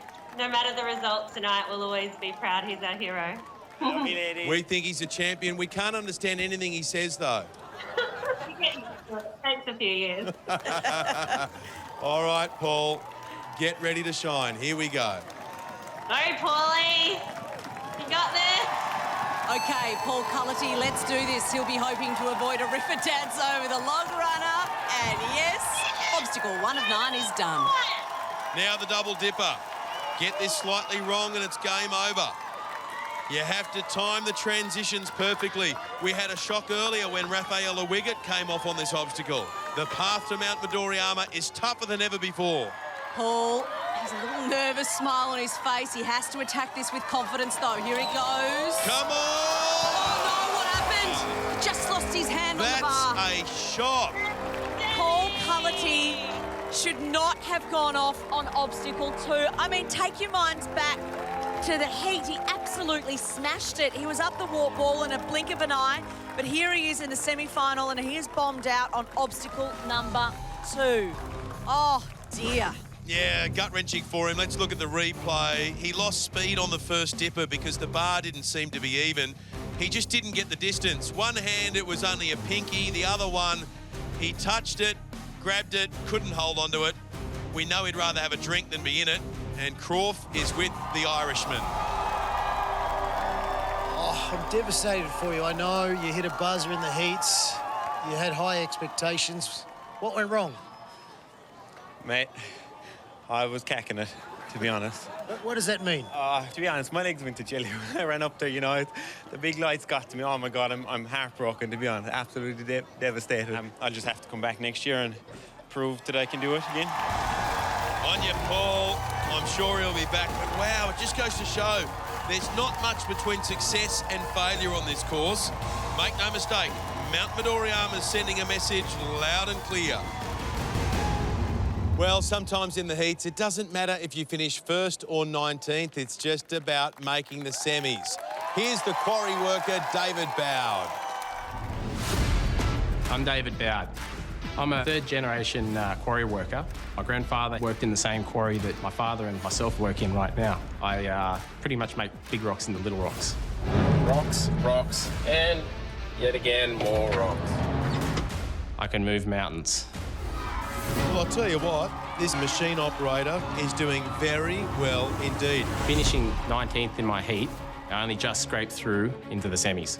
I messed up the transition to wait for it, but it's a near miss. Tonight, I'm gonna have to give it all I've got to make sure I get into the top 8. I feel like as if I need to prove my place here for sure. I'm gonna have to pull out the big guns and make sure I do everything perfectly to make it through to the grand finals. David Bowd. He says he's a man who can move mountains. Well, we've got a job for you, David, but be aware the mountain is angry. Now, I reckon if they made a calendar of quarry workers, David would be on it. I'm thinking maybe January. Father Mark and Brother Jeff on the side. Off he goes. And here he goes over the log runner. Nicely done. 1 down, 8 to go. And don't let his 19th place finish in the heats fool you. 8 people got up the warped wall in that heat. This bloke's got the goods. Have a look at the determination on the double dip, or is it fear? He flies onto the second, makes the cargo net, and yes, he's on. The quarry crusher. There's a touch of the Tarzan about David Bowd. Obstacle 3 could suit him, Ben. The twin trapeze now. In his heats, on wait for it, he hung on and hung on. We know he's got grip endurance, but has he got the acrobatic skill? We'll soon find out. Swinging, getting plenty of momentum. Come on, David Bowd. Make it for us, mate. Make it now. Oh, he could have gone then. He has to commit. Come on, David. Yes, there it is. He stayed on this obstacle longer than he needed to. Will he pay a price for that later? It'll be brutal on the arms. This is a rock-solid performance for a new ninja, but he's working hard out there. Now, Aloni Vunakethi was doing exactly the same thing to his arms, trying to get rid of that lactic acid. Yeah, Beck, no one has got past the flying shelf grab to corkscrew yet. You've got this. You've got this. Wise words from his father, Mark, and brother Jeff on the sidelines there. You've got this. That's exactly the advice that you want to hear when you're in the middle of Australian Ninja Warrior. He's 32 years of age from Sydney, David Bowd. Gets set to attempt the first lâché. 2.5 centimetres is the width of the shelf he's got to grab. He drives with his hips, grimaces with his face, but he's made it. That was nicely done, but now here's the twist, the corkscrew. David's 82 kilograms. He's going to feel every one of them as it drops and spins when he grabs it. Yeah, he's got to hold on, and yes, that grip strength, it comes in handy. Now the tricky lâché up to the next shelf. It's taken out 2 ninjas tonight. Can David be the first to complete the 4th obstacle? Yes, he's stuck it. This is good stuff. He just needs to get off now. He likes hanging around, Beck. Obstacle number 4 is nearly done and dusted. It is done and dusted. What an effort. David Bowd, first time on Australian Ninja Warrior, and he is up to the Dragon back. And he's the first ninja to enter the Dragon. I bet you he's driven some big trucks in the quarry, but has he ever driven something like this? The Dragon back. 5 metres of punishment. Up to the top in the first go. Oh, he's a little crooked though, corrects it. Now the other side's off, but somehow he gets away with it. Come on, David. Oh, he just doesn't look comfortable up there, does he? But he's working very hard on his way up. Not too far to get to the top. Oh, no! He was almost at the top and just fell before the slide. David Bowd, a super effort though. First time on Australian Ninja Warrior, made the semi-final and came off on obstacle 5. And he may well have done enough to get through to the grand final. Yeah, you stole the words right out of my mouth. I can't help but think, though, if he had have moved just a bit faster through the obstacles, didn't hang around as much as he did, he could have had enough in those arms to complete the Dragon back. He was so close to getting over the top. Well done, David Bowd. That was a mighty effort. Will it be good enough to make it into the top 8 and get a spot in the grand final? Coming up, will anyone slay the dragon and prove themselves worthy enough to climb Mount Midoriyama? We've got Ninja Warrior veterans and some red-hot rookies preparing their assaults on the toughest course in the world. Rocket Man Dylan James was the fastest in his heat. He hits the course next. This is the moment to prove that I've got what it takes. And later, can Matt Hutchins-Reid and Judith Carroll become the new power couple of Australian Ninja Warrior? Welcome back to Sydney's Olympic Park and the home of Australian Ninja Warrior 2021. Ninjas are trying to prove themselves worthy enough to climb Mount Midoriyama, but the task is tough. Our next ninja might have the brains and the brawn to do it. We've got a brand new ninja next, and he's a self-confessed science nerd. Dylan James is in the midst of his mechanical and physics degree with his heart set on becoming a rocket scientist at a space station. But first, he's got to launch himself down this semi-finals course. Here he is, the Rocket Man, Dylan James. Oh, Dylan, you got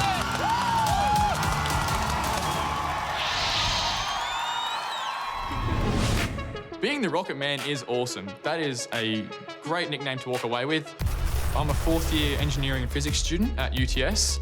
I looked at the Ninja Warrior course as a problem to solve by understanding how objects move, such as pendulums, and the swinging motion that's required from lots of these obstacles. I really believe that that is a skill that can take me to the grand finals. Dylan James straight up the walk. He's done it! Hitting the buzzer is like nothing I've ever experienced before. So to hear that I had the fastest time of the night was amazing. I was not expecting to make it to the power tower. I've come in, really stirred up the competition, made my own way to the top, and proved myself against some other great ninjas that were in my heat. I am now obviously focused on the semis and the task at hand. This is the moment to prove that I've got what it takes. Dylan James launched himself into the ninja world. Can he rocket himself all the way down the course? His sideline crew will be hoping so, Croft.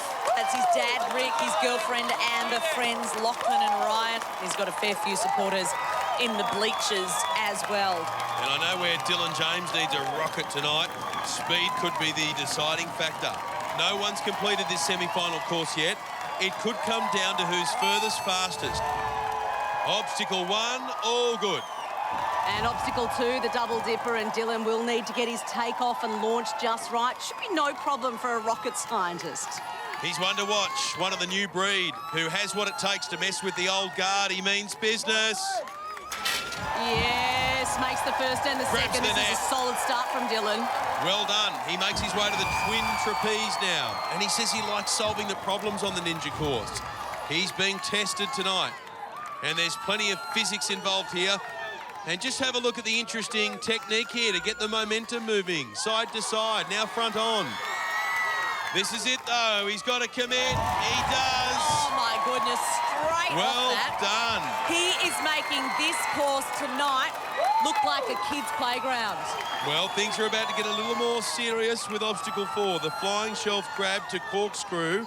Just one ninja has completed this obstacle tonight. Oh, look at that one arm. Oh, well, that is a sign of confidence, total trust in his strength.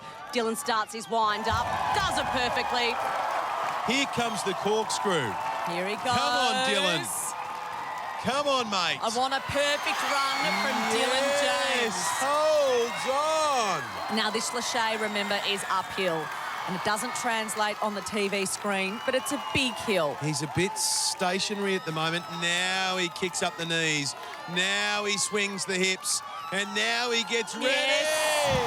That explosive power from his hips is exactly what he will need on the next obstacle, the dragon back. Only one person has reached this obstacle so far, Beck, David Bowd. And now the rocket man, Dylan James, is living up to his name. He's got here a minute faster than David Bowd. Can he be the first to complete it, though? Beck, I really want to see him get through this. Well, he's up, a little crooked. Makes it a lot easier if you can keep that bar level. Another one in. The ninjas on the dragon back, they want to get off as soon as possible because it takes so much out of the body. First time ninja. He's the rocket man. And he's about to fly over the dragon. Oh, no. Oh, no. Okay. He's making hard work of this. He's halfway along the dragon back. Changing his grip a little bit. That is a wise decision. Oh, come on, mate. Up, Rocket Man. Keep going, Rocket Man. He's almost to the point now where David Bowd fell. If he can get to the top, I think he'll be all right. He's just been on this obstacle now, though, for about 40 seconds. Yes, he's up the top now. Oh. He's down. So close. We warned our ninjas. Mount Midoriyama wants revenge this year, and their semi-final course is certainly offering plenty of that. It was a great run. He didn't put a foot wrong, handled the corkscrew brilliantly, but on the dragon back, after the 3 previous obstacles, the arms were just a little bit too burnt, and the rocket man splashed down earlier than scheduled. Well, it might not be much consolation right now, but Dylan is currently the furthest, fastest ninja. And if Mount Midoriyama's revenge continues to wreak havoc, that could be enough for the power tower. Dylan, super effort. Do you think being a part of Australian Ninja Warrior or jumping in a rocket and heading to outer space, what do you think's better? One's easier, and that's going to space. Tell you what. The great thing about this show is seeing new ninjas emerge. You're in the semi-finals. You could be sneaking your way into the grand finals. It's all happening. Yeah. Fingers crossed for the grand final. That'd be amazing. hope I've done enough to get there. It's been a blast to watch you. Congratulations. Thank and you. let's hope you can sneak into the finals. Dylan James. 8 grand final places up for grabs. Each a chance to win a massive $200,000. Coming up, will the record book be rewritten? A reinvigorated Rob Patterson is now an Army engineer. Can the 4-time grand finalist flex some military muscle and be the first to make it to 5? As an Army man, I've learnt pride, precision and performance, and I won't settle for anything less tonight. And later, Judith Carroll, the only female ninja to scale the warp wall in the heats. Can she become the second female to make a grand final? Along with her boyfriend, Matt Hutchins-Reid, will they become Australian Ninja Warriors' new power couple? And will the Zack Attack make back-to-back climbs of Mount Midoriyama? It's so easy just to make that one little slip up and some of the best will just drop. It's scary, really scary. Welcome back to Australian Ninja Warrior. It's the first semi-final, and only the top 8 tonight progress to the grand finals. The pressure is mounting, and it's taking its toll. Baseball player Tom Pello at 18 is the youngest competitor in the semi-finals. Yes, and off. But when the flying shelf grab threw him a curveball, Come on, Tom. it was game over. Oh no, what happened there? Powerlifter Darcy Elliston had high hopes of making it through. With you, Going Darcy. On the right with you, Darcy. But the double dipper dropped her like a dead weight. No, doesn't make the transfer. 20-year-old student Martin Jones made it onto the dragon back, but this obstacle taught him a lesson. He's now the 3rd ninja to have battled the beast and lost, which begs the question, is anyone going to slay the dragon back? What we need now is a ninja who can send a message to Mount Midoriyama.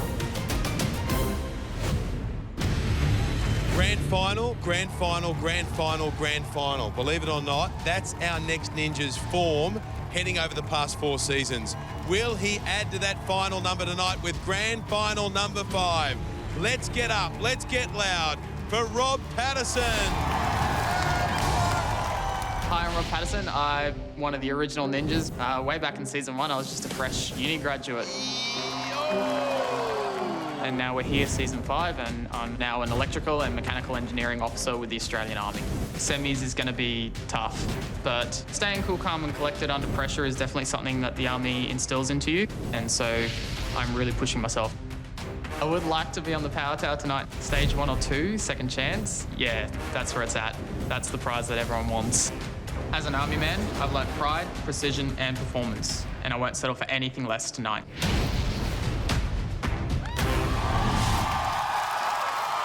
Rob Patterson, come on now. This is about to heat up. That's his dad, Russell, and his girlfriend, Tamara, on the sidelines supporting Rob Patterson tonight, and that is the buzzer. I've got one word to describe this guy, and that is brilliant. An engineer in the Army. He's based at Wodonga in Victoria, but originally hails from Brisbane in Queensland. Okay, let's watch him on the double dipper. It has taken out so many ninjas tonight, but it will not get its revenge on the champion that is Rob Patterson. Phew. We're relieved now. I think we're looking good. Here he goes, up on the rope to twin trapeze. Rob Patterson is so good in the air. Just watch this. It'll be smooth as silk. It's like he's going to do a couple of flips, and he's off so quick. He's moving all right, cutting a really good time. Remember, the 2 fastest tonight battle it out on a brand new power tower just for the semis. A second chance rerun in the grand finals is up for grabs. A massive opportunity. It sure is. Rob Patterson on to obstacle 4 of 9, the flying shelf grab to corkscrew. Look at the height, textbook from one of the best. Now he's got the corkscrew. It'll throw him around. Flying, land sticks. He's great to watch on this course. Every heat he's hit a buzzer. More often than not, he completes the course that he starts. This is a big lâcher. Robbie boy is putting on a show tonight. Oh, he sure is. Crawford loving it. He always does, but he has never faced the dragon back. And I have to say, he's looking a little spent. You're right, Beck. He's stretching his arms, feeling the fury of the course. He's 15 seconds faster than the rocket man Dylan James to this point. And if he completes the dragon back, he should be into his 5th grand final. The first ninja ever to do that in Australia. But no one has slain the dragon back. Can Rob Patterson be the first? 5 metres of pure punishment. Rob will have to dig deep, but he is a champion. Remember, 2018's furthest fastest. If anyone can do this, he can. Oh, he's still alive. Oh, my goodness. Oh, the dragon back almost takes another scalp, but somehow Rob was able to hold on. What a champ. Can he be the first to complete the dragon back? And yes, forward roll, Rob Patterson. That should be enough for his 5th grand final, but he wants a spot on the power tower. Rob Patterson's still giving us the thumbs up. He's having a great time. He is really putting on a show. The crowd is up and about, and up he goes. Rob Patterson is over the wall. Wonder what Jimmy, Ashland, Bryson and Charlie are thinking right now. They won the fast pass to the grand final, so they skipped the semis. Let's make some noise for him, everyone. Come on, we want to see him do this. Visualising now exactly what he needs to do. He needs to hit that mini tramp. You don't want to overlook the simple things. Up he goes, onto the first wing nut. He wants to get through this course quickly now. He's picking up the pace. We'll do the transfer to the second now. Nice grab. Rearranges himself to move himself to the third. There he goes. Oh, yes. Rob Patterson's on the last wing nut. He's gone further than any ninja tonight. Can he go all the way and complete this course? It's been so difficult. He looks relieved. He looks really relieved. He's got a smile on his face now. He knows he is almost there. Come on, Rob. Spider jump, chimney rope climb, and then the glory. Go! Yes, he's through. We'll get a bird's eye view of Rob Patterson, the 25-year-old, originally from Brisbane. If you're in Queensland, get around the TV, make some noise. He's 8 metres away from glory. Here he comes. Come on, Rob Patterson. Come on, Rob. He hugs that rope with his knees. He's got it around his ankles. It's in his hands. He's metres away back. Pull and push, Rob. You can do it. He's not looking that confident in the rope, but he's going to do it for sure. He's fine. The buzzer's there. Rob Patterson's there. Come on, Rob. And he's into the grand final of Australian Ninja Warrior. Yes! Rob Patterson! That is now 5 grand final bursts for Rob Patterson. You are unstoppable, Rob. Well done. Mate, we've got to ask you, how does it feel to be a 5-time grand finalist? It's just awesome. It's an amazing feeling. Well, you've got a ticket on the power tower right now. Get amongst it, big guy. How good's this bloke? He's just smashed it all the way into the grand final. Rob Patterson, you legend. Well, he deserves to be in the grand final. As expected, he was silky smooth through the air. But what happened on the dragon back? I think he was expecting to land on top, but one side of the bar overshot and sheer guts and determination just kept him on. Rob Patterson not only slayed the dragon back, he slayed the course, and now he has the #1 spot on the power tower right above Dylan James. Next, from Boggabri, New South Wales, the small town's big hope, Cruz Morley. For the last 4 years, I've had my eye on making it to the grand final. It is definitely game on. And 2-time grand finalist Nathan Riles is looking to make it 3. I love the new Mount Midoriyama. This thing is a beast. This thing is on steroids. You've just got to send it. It's the semi-finals of Australian Ninja Warrior.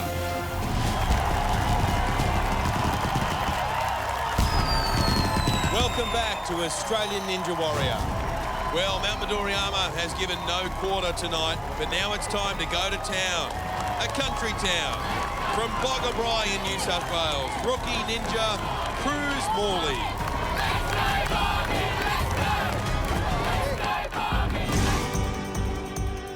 Making it to the semis, it's a dream come true. When I went back to Boggabri, a lot of people came over and just said, "Hey, Boggy Ninja, how'd you go?" It's just such a small town. Hey, Boggy Ninja. There you go. Good, how are you? Sitting at home watching this for the last 4 years, I didn't think I'd be there, but finally I'm here and I'm unleashing the Boggy Ninja.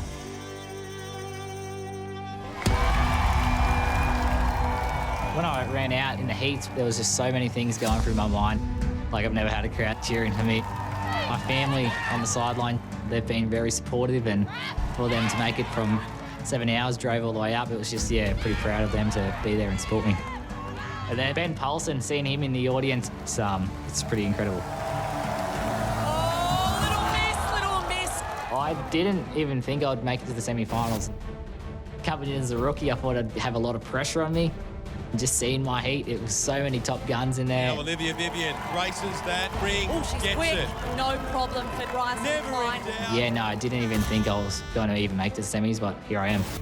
I made Boggeroy proud in the heats. I'm here tonight to make him even prouder in the semis. Let's go, Boggy Ninja. Woo! Hey,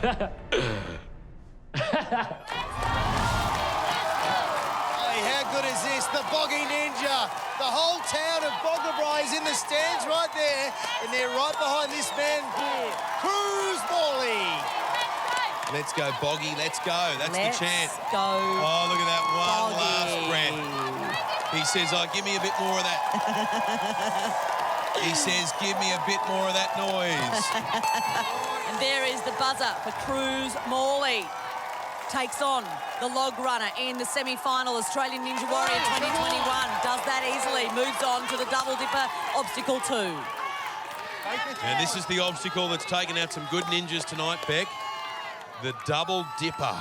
It's so unforgiving, and it's made an extremely difficult semi-final course, an almost impossible semi-final course. Oh, everyone's nervous because they know what this double dipper can do. Have a listen to how quiet it's God. gone. The boy from Boggeroy can hold his head high. He's gone off to the big smoke. He's made the semi-final of Australian Ninja Warrior. He wanted to put Boggeroy on the map. Well, he's well and truly done that. Cruz Morley typifies what Ninja is all about. He's had a go, built his own gym to train in. He'll be a bit disappointed with that run. He just couldn't hold on at the bottom of that first dip, but I'm sure we'll see him again. Cruz Morley. You've been a massive fan of the show for a long, long time. As soon as you turned 18, you said, hey, I'm going to fill in a form. I'm going on that show, and you're here. How good is that? Yeah, dream come true. I'm finally here. Made it to the semis. It's just huge, yeah. And from a little town called Boggeroy. And they're all here in the stands. You brought the whole town. I think I did bring the whole crowd, yeah. Thank you, guys.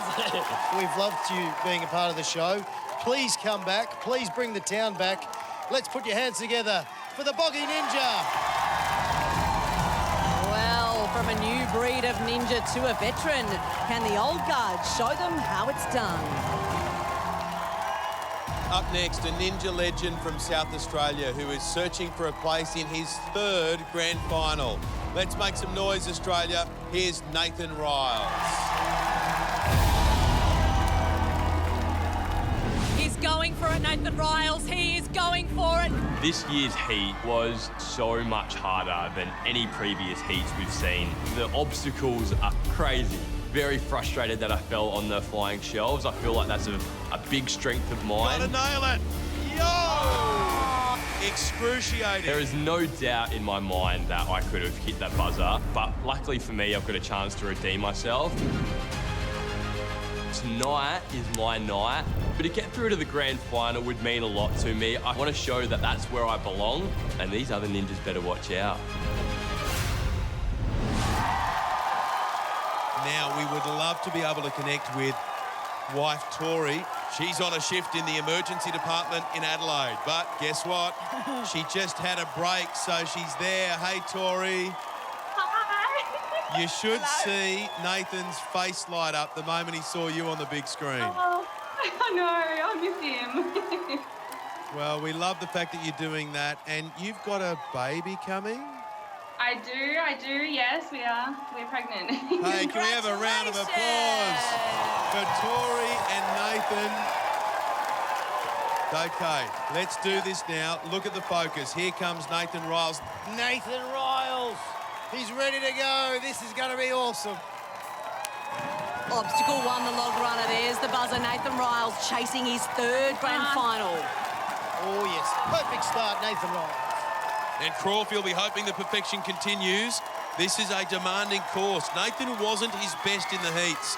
And with plenty of new ninjas snapping at the old guard's heels, they need to send a message that they can't beat experience. Off he goes on the double dipper. You have to get it right, and he's done that. He's added to his perfect start with perfect execution of obstacle 2. Tori looks pretty thrilled where she's sitting. Nathan's looking good. He makes his way to obstacle 3. Now, he's a solid ninja at 90 kg, so he won't want to hang around. He has to commit to the lâché. Come on, Nathan. Oh, a bit of indecision. I think his body wanted to go and his head said no. Oh, he had to commit. He made a mistake. He corrected, and now he's connected with the mat. Nathan Riles survives obstacle 3. Will he survive obstacle 4? It's the flying shelf grab to corkscrew. Sucking the oxygen in, he's going to need it. He fell on the shelf in the heats. I've got bad news, Nathan. This obstacle is harder. Yeah, this isn't just the flying shelf grab. It's got the corkscrew in the middle. But Nathan has to stick this first lâché. And that's how you do it. Yeah, now this comes with a twist, though. It's a big lâché to hit the corkscrew. He's going to feel the 90 kilograms here. It's caused a problem, but he hangs on. Okay, and he's grimacing a little bit on his face now. He's making hard work of this. And this last lâché has been the last dance of several ninjas tonight, and Nathan joins that list. No. Nathan Riles, a 2-time grand finalist. I reckon he's in a precarious spot. He may not make his third grand final. Just the top 8 go through. Let's relive it. Nathan was looking good on the double dipper, but this hesitation on the trapeze seemed to rattle him a little. It looks harmless enough, but then the corkscrew, well, it really threw him around. He hurried to get to the next shelf, but could have done with another swing or two in the end. The lâché just wasn't big enough to connect. Nathan. Obviously super disappointed to drop off there, but you know, that's how Ninja goes, and it's such a brutal course. You know, the semi-finals are a absolute beast. I feel amazing to be here. I'm so honoured to be able to be a part of this show, and you know, thanks for having me out here. No, it's great to have you here. Congratulations. Well done. Nathan summed this course up beautifully. It's a beast. But if it can be tamed, the prize on offer is worth the fight. $200,000 if a ninja can conquer Mount Midoriyama. But first, they've got to get there. Stay with us, Australia. This course is about to get a shake-up. Judith Carroll, the only female to scale the warped wall, is running next. She's one of a trio of ninjas who all hit the buzzer in the heats. Can she do the same in the semis? 8 places in the grand final up for grabs, with a chance to win a massive $200,000. Welcome back to the Australian Ninja Warrior semi-finals, where Mount Midoriyama is unleashing everything at our ninjas tonight. We've never seen a semi-final course this difficult, and if ninjas want a shot at Mount Midoriyama, they will have to rise to the challenge. Obstacle 1, the log runner, tripped up full-time mum Alicia Prosser. She hesitated, and she who hesitates gets wet. Oh no, the foot goes in. Melbourne's Melbourne Solo looked like he might be one to watch this season. He came close to getting past the double dipper. He made a splash on the course, but not the way he wanted. Oh no, he's flipped out and Solo's gone down the drain. The sparkly ninja Russell Morris was hoping to dazzle us all. Yes! But the shelf grab to corkscrew rubbed some of the shine off as he came undone on the last lâché. The ninjas were warned, Mount Midoriyama is angry. It certainly is, and next up is the only woman to make it up the warped wall in the heats. Next stop for this new ninja hero, the grand final. Let's give it up right now for Judith Carroll. Can Miss Northern Beaches nanny become just the second female ninja alongside Olivia Vivian to make it to a grand final? Come on, Judith. That's boyfriend Matt. He will run shortly. These two, they're real contenders. Since the heats, I've been back looking after Izzy and Abby. The girls have been really excited with how I did in the heats, and they're definitely looking forward to seeing me do well tonight in the semis. You would be really good on the cargo net. Yeah, thanks, Sis. Come on, Judith. Yes! She's done it. Eat your heart out, Mary Poppins. This nanny can fly. Getting to the wall was kind of like very excited and super happy, but also it is pretty intimidating. Like, it's a super high wall. 4.35 metres in height. Sucking in the oxygen. Here she goes, running. Here up we the arms. go. Go, go, go. You can do it. Having Izzy and Abby there on the sideline got me up there. Go up this wall. Obviously, it's my job to look after them, but it feels like I'm a big part of their lives and could really see that their hearts were in it. That really gave me that last extra push to get up to the top. That was extraordinary. Knowing that I was the only woman to make it up that wall is very exciting. I think if I do my best tonight, I know that I can be in that top 8. What a moment that was when Judith made it up the warped wall. It was almost a flawless run. Now, if she can repeat that kind of performance tonight, she will be in the grand final. Well, let's hope so, Beck. If we have a look at the leaderboard, Judith is guaranteed a spot in the grand final if she makes it past the Dragon back. If she doesn't, it'll come down to time. No pressure, Judith. This is a really big moment for Judith Carroll. There's a lot of expectation now riding on her shoulders for herself, for the kids, and she knows everyone's watching. It's a lot of pressure on her. Yeah, she'll have to block that out. Focus on the 9 obstacles in front of her. She's off to a good start. 1 down. Up to the double dipper now, and she also attacks this course. However, she does it with such grace and elegance, Ben. Yeah, her and Matt, both calm and in control when they're on the course. Here she goes. Yes. What? Good job, Judith. She was the one that was going to take it up to Olivia Vivian. She was so close to getting off. She had the cargo net in her hands, but she just couldn't hold on to it. Here's the replay. I think she released slightly early on the first dipper. Keep your eye on her left hand. Her face tells the story here.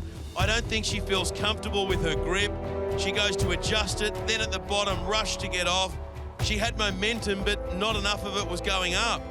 The ninja course can be cruel, and that's a tough one for Judith Carroll.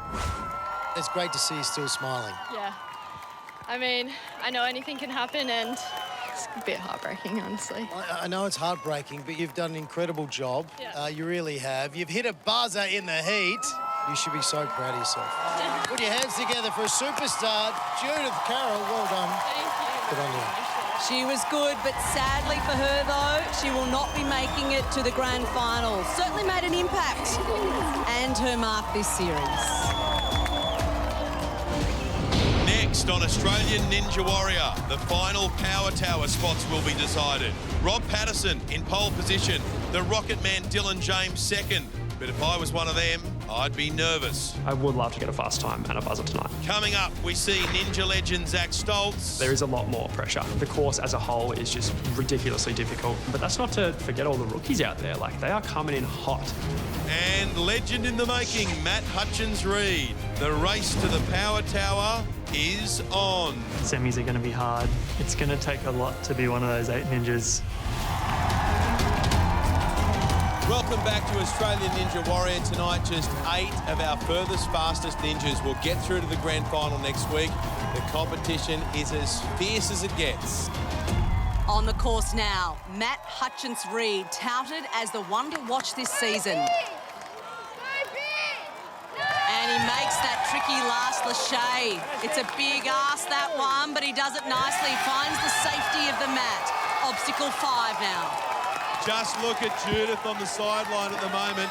She's pumping him up, getting behind him. I think everyone is. Well, he's made it to the dragon back, arguably the toughest obstacle on this course tonight. Rob Patterson, the only ninja to complete it. He's about 20 seconds faster than Rob to this point. Matt Hutchins-Reid is off to a flyer. Now he's got to get the bar all the way up before going down. So far, so good. Watch this one. I'm telling you, this guy's got the gears. Making a good time. He's got the stuff. Oh, I'll tell you what, we have a contender right here. First time ninja. You're 100% right, Crawf. He's been flawless as he gets to the top. Spoke too soon then, but calmness is the key. No panic. If he can clear this obstacle, he's into the grand final. Not rushing. And he throws the bar away. Says, take that. Matt is now on the power tower. He's overtaken Rocket Man Dylan James. Ninja royalty watching on there. They must be thinking, who is this ninja newcomer who's come to take the crown? He claps his hands together and launches Matt, himself at the wall. Yes, Matt. Go, Matt. Up the wall. And now neck and neck with Rob Patterson's time. What an effort from a new ninja. The paramedic is killing the course. It's now obstacle number 7 for Matt Hutchins-Reid. Just setting himself up for the wing nuts now. This guy's going to go all the way. I think all of Australia at the moment is just hoping that they see him knock over these next 3 obstacles. He's even smiling at the moment. Look at him.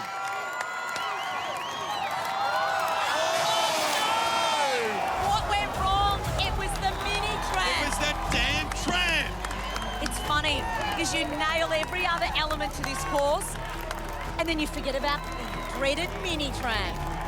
Yeah, it was a good run, though. Matt Hutchins-Reid, along with Rob Patterson, the only 2 ninjas to make it past the dragon back. But Matt not nailing that mini tram. Didn't quite hit the centre of it. His legs were just a little bit too straight. A great effort, though. Let's now check the leaderboard. How's everyone stacking up? Rob Patterson is definitely on the power tower and Matt is in 2nd place. But for how long? Because one of the best ninjas is about to hit the course. Well, this ninja almost dodged tonight altogether, but just missed out on the fast pass advantage, losing to Charlie Robbins on the power tower. That was during the showdown in the heats. A huge ninja favourite. Make some noise, Australia. It's Zach Stoltz.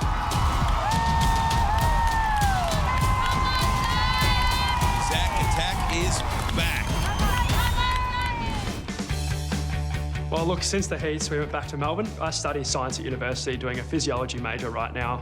Just completed a molecular bio minor, which is pretty fun, actually. Like, I really love this sort of stuff, but it's quite taxing on your mind.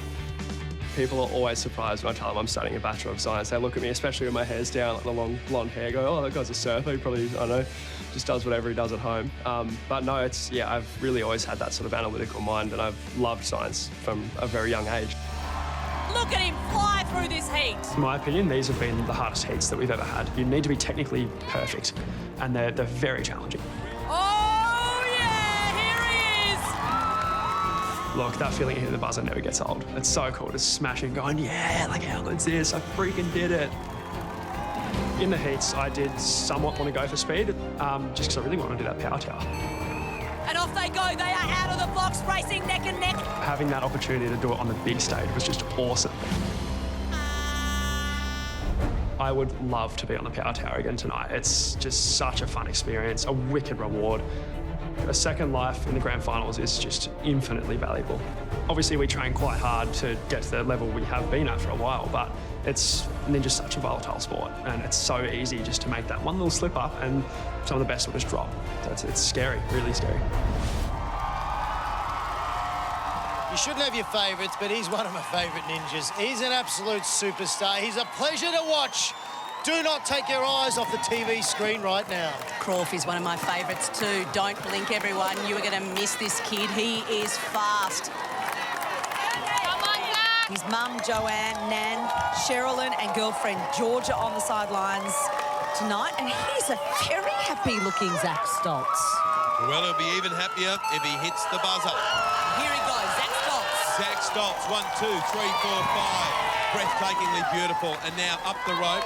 and getting ready to get on the double dipper. Ninjas like Zach, they just love the challenge of these courses. They have a fearless approach as they attack this course.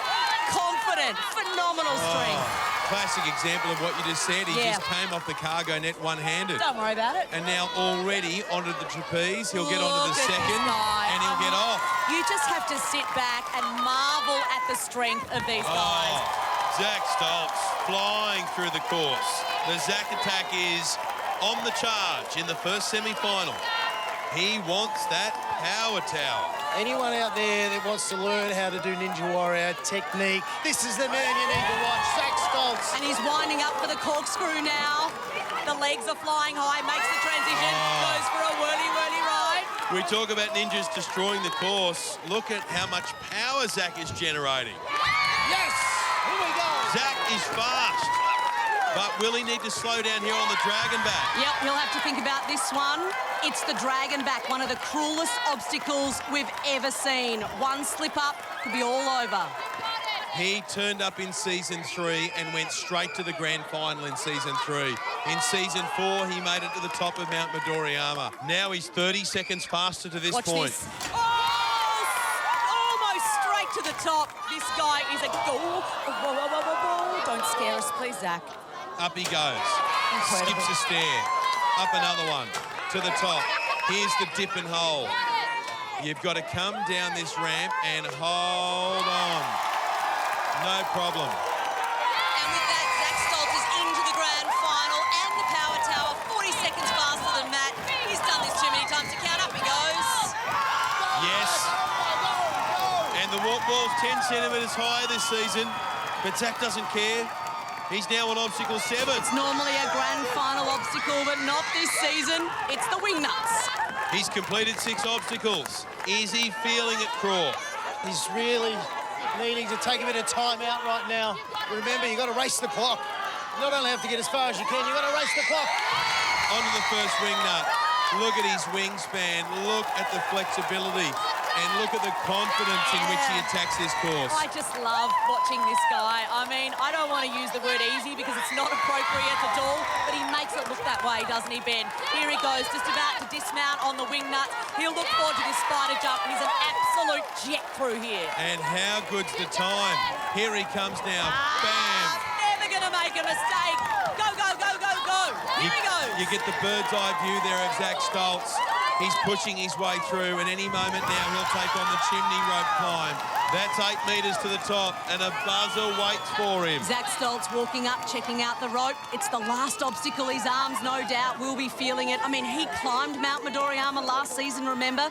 But that wasn't immediately after doing 8 obstacles. And now he starts to push and pump his way up. Here he goes, just working out his leg. A little bit of difficulty in the chimney, which surprises me. He doesn't have to worry about his time here, Beck, because he's more than a minute faster. Can you believe that? More than a minute faster than Rob Patterson. We're witnessing an incredible Australian Ninja Warrior run. Up he goes. He's up there, Beck. This is no surprise to us. Zach Stoltz, he summited Mount Midoriyama last year. Come on, Zach. Goes through the Come on, Zach. Zach Stoltz makes it into the grand final for another year. You are a champion, Zach Stoltz. And he's a fast one. 1 minute, 17 seconds faster than Rob Patterson. Ouch. How challenging was this semi-final course for you, Zach? We know you're a gun. Oh, thank you. Look, I was looking at the start knowing that it was going to be surprisingly taxing. I think a lot of people were thinking, oh, this should be easy. There's lots of fun obstacles, but they don't look necessarily difficult. But the thing people don't understand is there's 9 of these in a row. And so while you may be able to compete on 1 or 2 in a sequence, this is just a whole new level. Zach, we know you lost your dad a few years ago, and you've got some very special women here with you tonight. Just tell everyone about the women in your life who are here supporting you. Oh, I'd be nowhere without them. They've screwed my head on, they've kept me strong. They've put me here, basically. Yeah, it's just amazing to have them. And Zach, final question for you. Can you go all the way this year? Oh, look, I'd like to think so. Look, hopefully we get the chance, but for me, I'm just going to keep going as far as I can. So we'll see how it plays out. What do you reckon, folks? You reckon he can go all the way to the top of Mount Midoriyama? I think think so. Put your hands together for Zach Stoltz. And that may well be one of the best ninja runs we've ever seen. Zach Stoltz dominated the course from start to finish. His performance worthy of Olympic Park. He's faster, higher and stronger than ever. And that was a gold medal run from beginning to end. All right, waiting for the buzzer. But here he goes. He's underway. Obstacle number one, that big frame makes its way across. Now for the double dipper. This should be a formality, you'd say, for Ben Paulsen. Now, if you want to learn a little bit about technique, have a look at the way this big fella goes about it. Here he goes on the double dipper. Wait, oh, Messi! He's all right, though, glides across it. Not a worry in the world. And now the double tilt ladder, straight up onto the third rung. Ben Paulsen's flying. He's being economic as he makes his way through. Ben Paulsen's reach was just extraordinary on that obstacle, and he is on and off and on to the next one in a flash. That leaves him with lots of energy for what is to come. Yeah, it's the flying shelf grab to corkscrew. He makes that leap, but this next one's going to be difficult, Beck, for a big man like Ben Paulsen. He's all right. He's safe. It's like he put the brakes on that corkscrew. The core strength you need to do something like that is next level. I don't know how this is possible, but Ben Paulsen looks more technically perfect than last year. Is that your observation? Well, he's definitely quicker, Beck. Ben Paulsen's flying through, and this is shaping up to be a grand final performance. He's got to make it through this dragon back first, though, and it's a real ninja killer. Last night, half the ninjas who attempted this obstacle fell short. Okay, here we go. He's now up on the dragon back. Every time he moves that bar, he lifts 85 kilos. Oh, a little bit of a miscue, but he corrects it. No damage done. And now the dipper, he goes down onto the bungee. And now for the mammoth task of climbing back up again. Having trouble just moving that bar evenly. Every time he has to make a correction, it is double the work and extra exertion on his body. The crowd's on its feet right now, willing Ben Paulsen up the dragon spine. They might sense that he's struggling. Oh, no, Ben Paulsen is off. Ben Paulsen, the dragon back, has just dropped out midway through his semi-final run. Have a look at him, Beck. Oh, my goodness. I don't think we'll be seeing Ben Paulsen on the power tower on the strength of that run. But what's worrying me, he's in danger of missing out on the grand finals altogether. I can't believe it. Everyone is stunned here. There is silence. Look at the disappointment on Ben Paulsen's face. Here comes Shane Crawford. Ben Paulsen, what is going through your head right now? You're looking at the dragon's back. Yeah, look, it's obviously a tough obstacle. I feel like I got here pretty fast, which was the game plan, but... You did? Just the biceps, Shane. When I'm trying to be explosive through a lot of motions, usually a lot of your biceps and your back muscles, and they fatigue much, much faster than your forearms do. So I was trying to be smart, not use it so much and save it for this. But obviously, I should have saved a little more, so... We're going to have a look at the replay up on the big screen there. Yep. It looks like you were wrestling with it, or you just weren't getting it sort of equal as you're going up. Was that the case? Yeah, it's hard to keep it equal. And I was getting consistently my left side up, but the right side was obviously a little sneaky bugger there. Have you done enough to sneak your way into the grand final? Do you think you've done enough? Look, I cross my fingers at this point. It's not a nice feeling being in this position, kind of playing the waiting game. It's never nice, but we've got a lot of really good competitors. Good luck. We hope you can sneak in. Please put your hands together for the champ, Ben Paulsen. Good on you, mate. For Ben Paulsen, it is a massive waiting game for the defending champion now, because there are still plenty more ninjas to compete tonight, including 7 former grand finalists. Absolutely right, Beck. Coming up, it's like a who's who of Ninja Warrior. Athletes like Jake the Ratman Baker, Eddie Buzzer Burrell, the deadly ninja Jack Wilson, and of course Ben's trailblazing girlfriend Olivia Vivian. Last night, making it to the Dragon back, well, that was enough. But with such a strong field, it is not a guarantee tonight, and it's very much touch and go whether Ben Paulsen gets another shot at the grand final and Mount Midoriyama. Well, what a shock. Ben Paulsen and Olivia Vivian, ninja royalty. Could a Palace coup be on the cards tonight? Our next competitor is one half of an emerging power couple. She's the second best performing female ninja from the heats. A superb effort for a newcomer. It's national pole vault champion, Lisa Campbell. I'm a national pole vault champ. I started pole vaulting when I was about 21, 22. 5 years later, I was at the Commonwealth Games. Now I've started ninja. I'm so pumped to do something like new and different. Eddie and I ran a couple of... And watching Eddie last year... You can do it, okay? Take your time. It was really great because it really gave me a good foundation this year to prepare. Yes, Lise, that's the way. Eddie's my motion support and like coach, and he's been helping me a lot. The heats was actually really rough just to like get to where I got to. Won't surprise me if she gets to the bar hop or even further. When I reached the same point as Eddie, she's on it now. There is no turning back. Transition one, done. I was like, I'm gonna beat Eddie. If she nails this, she's gonna beat her boyfriend. Go! Oh. And then I did it. She landed it, but she just couldn't hold it. Tonight, this one's for you, Eddie. I'm hitting that buzzer. Didn't she knock the socks off just about everyone when she turned up for her heat? Hard to believe that Lisa Campbell was on the sidelines last year. Now she is knocking on the door of the grand final. She did finish ahead of Olivia Vivian. In terms of obstacles completed, yes, she did. And there's her man on the sideline, Eddie Buzzer Burrell, another top contender. We'll be seeing him on the course a little bit later on tonight.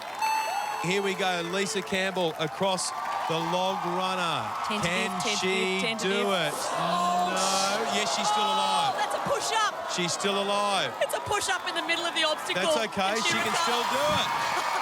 And a frog jump across the line. Oh, my goodness. It doesn't matter how you do it. It matters that you do it. Oh, my goodness. That's why she's a champion pole vaulter.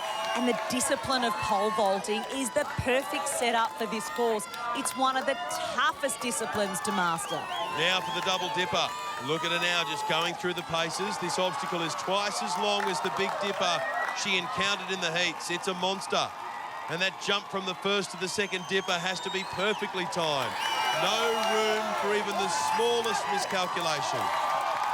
Here she goes, Lisa Campbell on the double dipper. Flies, Lachey, missed the grip. Lisa Campbell falls in the pool on obstacle number 2. It is going to be very difficult for Lisa Campbell to find a spot in tonight's grand final. Let's just have a look at the replay, Beck, because she looks so solid on that first dipper. Oh, I thought she was good. Yeah, let's have a look here. Lisa's hips are just a bit too high on the release, so she didn't quite get the distance she needed.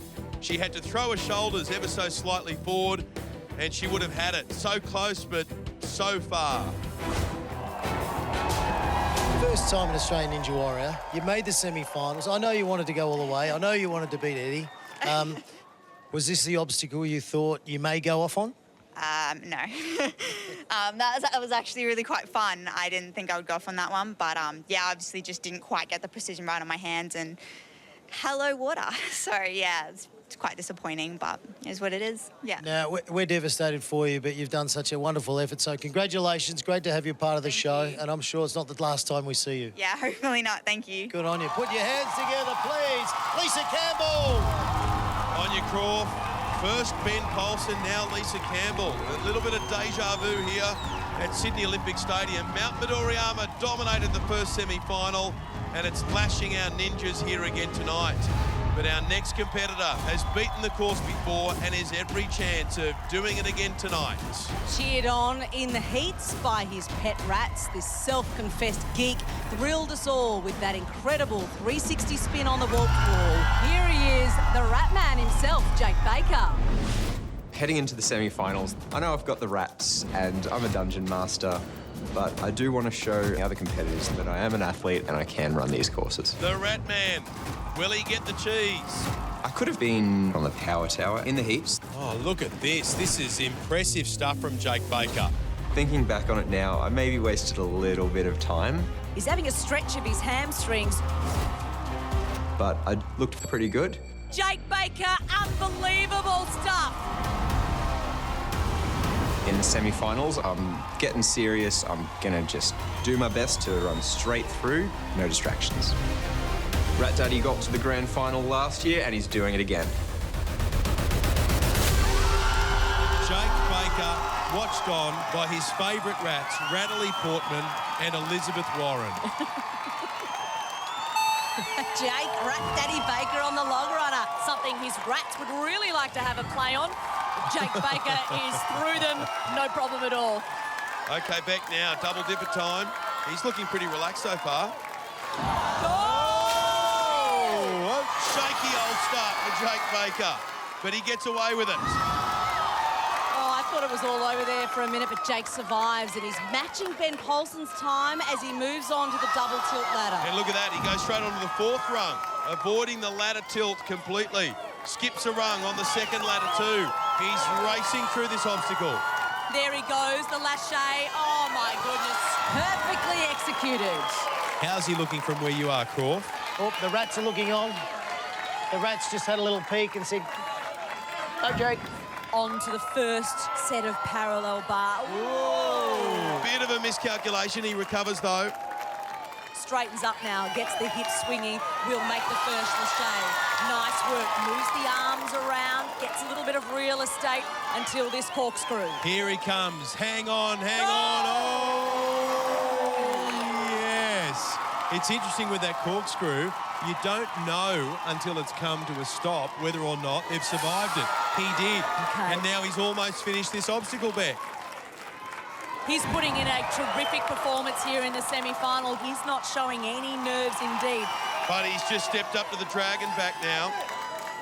Possibly the most difficult obstacle we've seen in the semi-final history of Australian Ninja Warrior. The obstacle that took out Ben Paulson. So it's got to be tough. Up he goes, no hesitation. Can the rat man Jake Baker slay the dragon back? Judging from his performance in the heats, there's a grand final spot waiting for him. Okay, he's at the top. Oh, the wheels just come off the track slightly. Corrects it, down he goes. And now he's got to deal with his second assault. Up he goes again, Beck. Can he do it, Jake Baker? Up he goes, nearly at the top. Come on, Jake. Come on, Jake. And now this is hold on tight time. Jake Baker, he's almost through the dragon back. He is. And at that point, he's overtaken Ben Paulson. He's in with a shot on the power tower as well. Grand final in his sights. First, the wall. Beat the wall, they say. And he just jogs his way up the extra high warped wall. Perfectly done. Jake Baker puts the hands up to the crowd. And now he's 2 obstacles away from the chimney rope climb. But he's got to get past the basket toss. There's 3.4 metres separating each basket. He's on the first one, now getting the swing. These baskets toss you around like you're in a washing machine. The problem is, you need to go one way and the basket tosses you the other. There he goes, though. Absolutely not a problem at all for Jake Baker. Here he goes on the spider jump. You've got to be careful here. It's all about sticking this landing. And you just don't want to risk all of that hard work that's happened up to this point. The reason he's testing it being such a short run-up, we've had this obstacle in previous seasons, but there's been a much longer run-up. Here he goes, sticks it. Yeah, he's all no good. problem for the rat man. He will wriggle himself through this spider jump and it will spit him out at the end. And then he is at the final obstacle for this semi-final. And this is a fast time, Beck. The power tower is in play. Jake Baker shakes out the hands. The 29-year-old, he's up that chimney now. Up he goes, 3 metres. He changes his technique, so he's using his feet as well now. Not the most conventional technique, but he's getting the job done. 6 metres, 7 metres. He is almost there. Come on, Jake, one last effort. He gets to the top, the buzzer's waiting for him, and bam! Yes, yes, yes! Oh, that must feel so good. He has completed the semi-final course, hit the buzzer, he's on top. Wow! Jake Baker, with a look of relief on his face, has shown that he is a serious player in grand final contention for 2021. And he has a very big chance to compete on the power tower as well. Let's take a look at the replay. Jake attacked the obstacles with speed and brute force rather than worrying about technique and efficiency. He trusted his body to get him through, and the strategy, it paid off. Jake, congratulations. That was amazing to watch. Well done. Now, and some of the obstacles, especially the last couple, it really was very much like a rat up a drain pipe. You just flew straight through, knew exactly what to do. Oh, it was smoke and mirrors. At the moment, and I know things can change because they're always changing on this show, you're going to the power tower. You've dreamt of that, haven't you? Yes, in the heats. I know I didn't run as fast as I could have, but I was secretly hoping. I'm really glad I get the chance to follow up on that. Go on, take in the crowd. They'd love to get behind you. Please put your hands together for the machine right here. Jake Baker, well done, mate. Yeah, it's a tidy effort from him, Croft. He's beaten Ben Colson with ease. That's not a good sign for last year's champ. With so many ninjas still to come, Ben Colson's grip on a top 8 spot and a place in the grand final is looking mighty shaky, Beck. Time for a break, but we'll be back with more Australian Ninja Warrior semi-final action right after this. Coming up, some of the biggest names in Ninja. Jordan Papandreou. Speed is crucial tonight. Olivia Vivian. I can do this. Jack Wilson. I want it. It's mine. And some spectacular new talent. David can beat Goliath. As Mount Midoriyama unleashes its might. This course is insane. Everyone is gunning for the power tower and that huge grand final advantage. Welcome back to the Australian Ninja Warrior semi-finals, where a raging Mount Midoriyama has been shredding some big-name reputations. Last year's champion Ben Colson has an anxious wait ahead to find out if he's done enough to make the grand final. And one of our most promising female competitors, Lisa Campbell, almost certainly out of the competition. Our next ninja has already felt the full wrath of the mountain this year. He came into this season as one of the favourites, but he only just scraped into the semi-finals. Determined not to slip up twice, welcome back, Jordan Papandreou. Jordan is a 3-time grand finalist. Will 2021 deliver him grand final number 4? Gymnastics it's very competitive. You have to tick all the boxes and be perfect with everything. In the heats, I was far from that. 1, 2, 3, 4, 5, and through. First obstacle felt good. Second felt great, but the cyclone spinner. A lot of ninjas have crashed out, so he wants to make sure. It was tough. It's all about technique. Come on, mate, you can do this.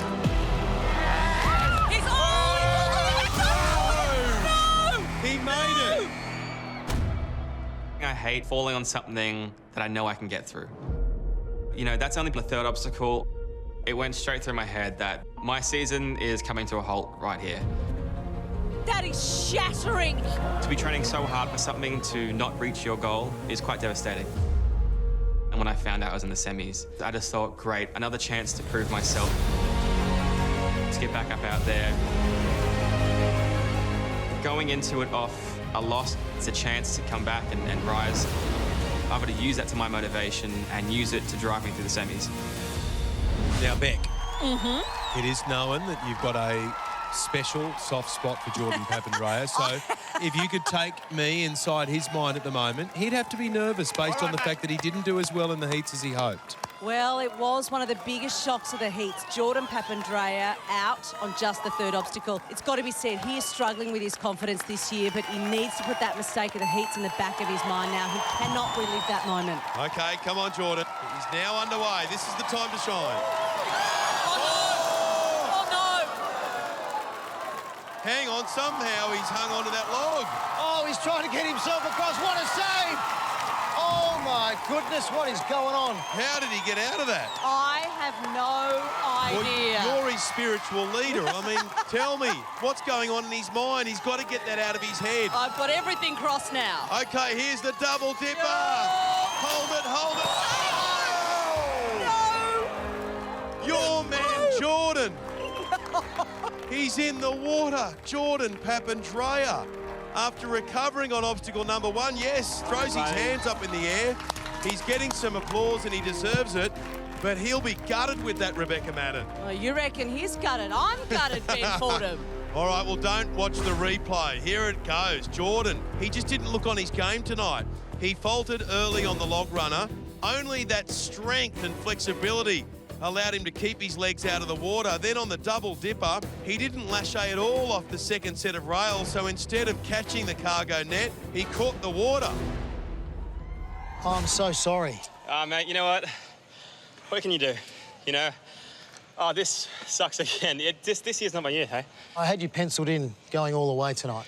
I just didn't feel myself. I don't know what it is, but you can't do anything about it. Good on you. Put your hands together for Jordan Papandreou. Good on you, mate. Bad luck. Oh, Jordan Papandreou and Ben Colson, both capable of so much more than what we've witnessed tonight, but their disappointment could open the door for some talented newcomers. Our next ninja definitely has the talent. He's also one of the oldest competitors in the heats. He outperformed ninjas half his age. Please welcome Trevor Salter. My name's Trevor Salter. I'm 47 years old. I'm from Perth, Western Australia, and I am a parking services coordinator. In the heats, I was quite nervous. But I think he's going to do it. I was absolutely stoked to make it as far as I did. Trevor Salter making it really hard work for himself, and he finds the pull. Since the heats, I've kept up my training, doing some weights, keeping up the strength. Really good exercise for controlling tendinitis. I do have to train a lot differently to the younger crew. I'm a little bit like a classic old muscle car. You know, I've got to warm up for about half an hour, but then I go pretty well once I'm warm. Well done, Trevor Salter. So I'll be running the course tonight for my family and particularly my brother. And Ben's cheering him on at the moment. He's got cerebral palsy, so he's had quite a tough life. Still didn't let it hold him back, and he's just such an inspiration to me, being his, you know, big brother. Oh, nice. That's it. Slowly up. Yeah. You know, he's a beautiful person. If I can make him proud, I'll be a happy brother.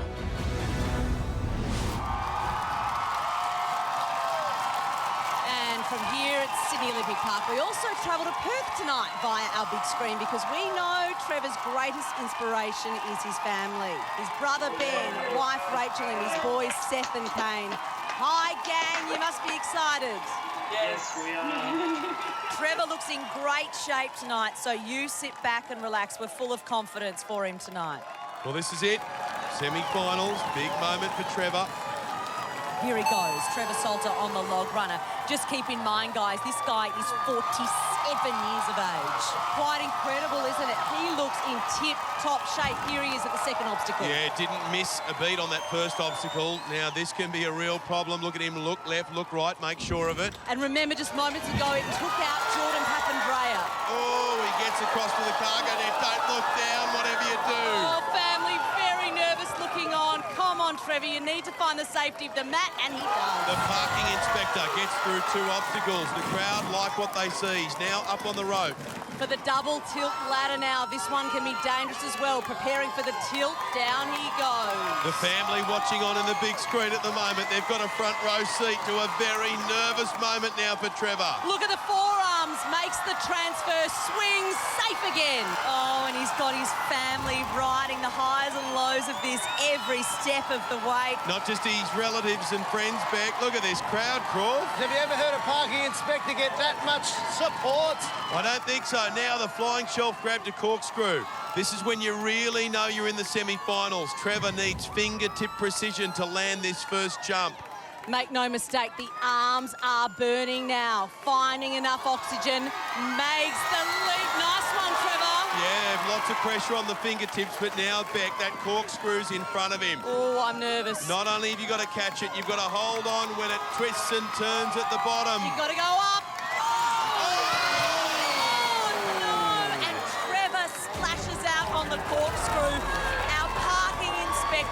47 years of age, never been on the Australian Ninja Warrior course before this year. That is a wonderful effort. He can be proud of it, Peck. He powered across the double tilt ladder. He just didn't conserve enough energy. I think by the time he hit the flying shelf grab to corkscrew, fatigue was hitting hard. He did well to catch the corkscrew, but not enough strength to engage his upper body and hold on. That indeed was a very strong run. It's early days yet, but the parking inspector may have just written himself a ticket to the grand final. Still to come on the night of the Ninja Power couples. Exciting up-and-comers, Jessica, the Koori Ninja Russell, and her trainer boyfriend, Travis Edwards. They make their play for the Ninja crown. You can't deny the fire of the Koori Ninja. And can Olivia Vivian avenge her partner Ben Polson's washout on the dragon back? Oh no, Ben Polson! It is definitely game on.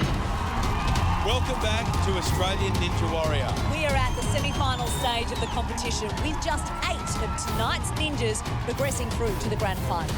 And Beck, with so much at stake, Mount Midoriyama is in a ruthless mood. Only Rat Daddy Jake Baker has made it all the way to the buzzer.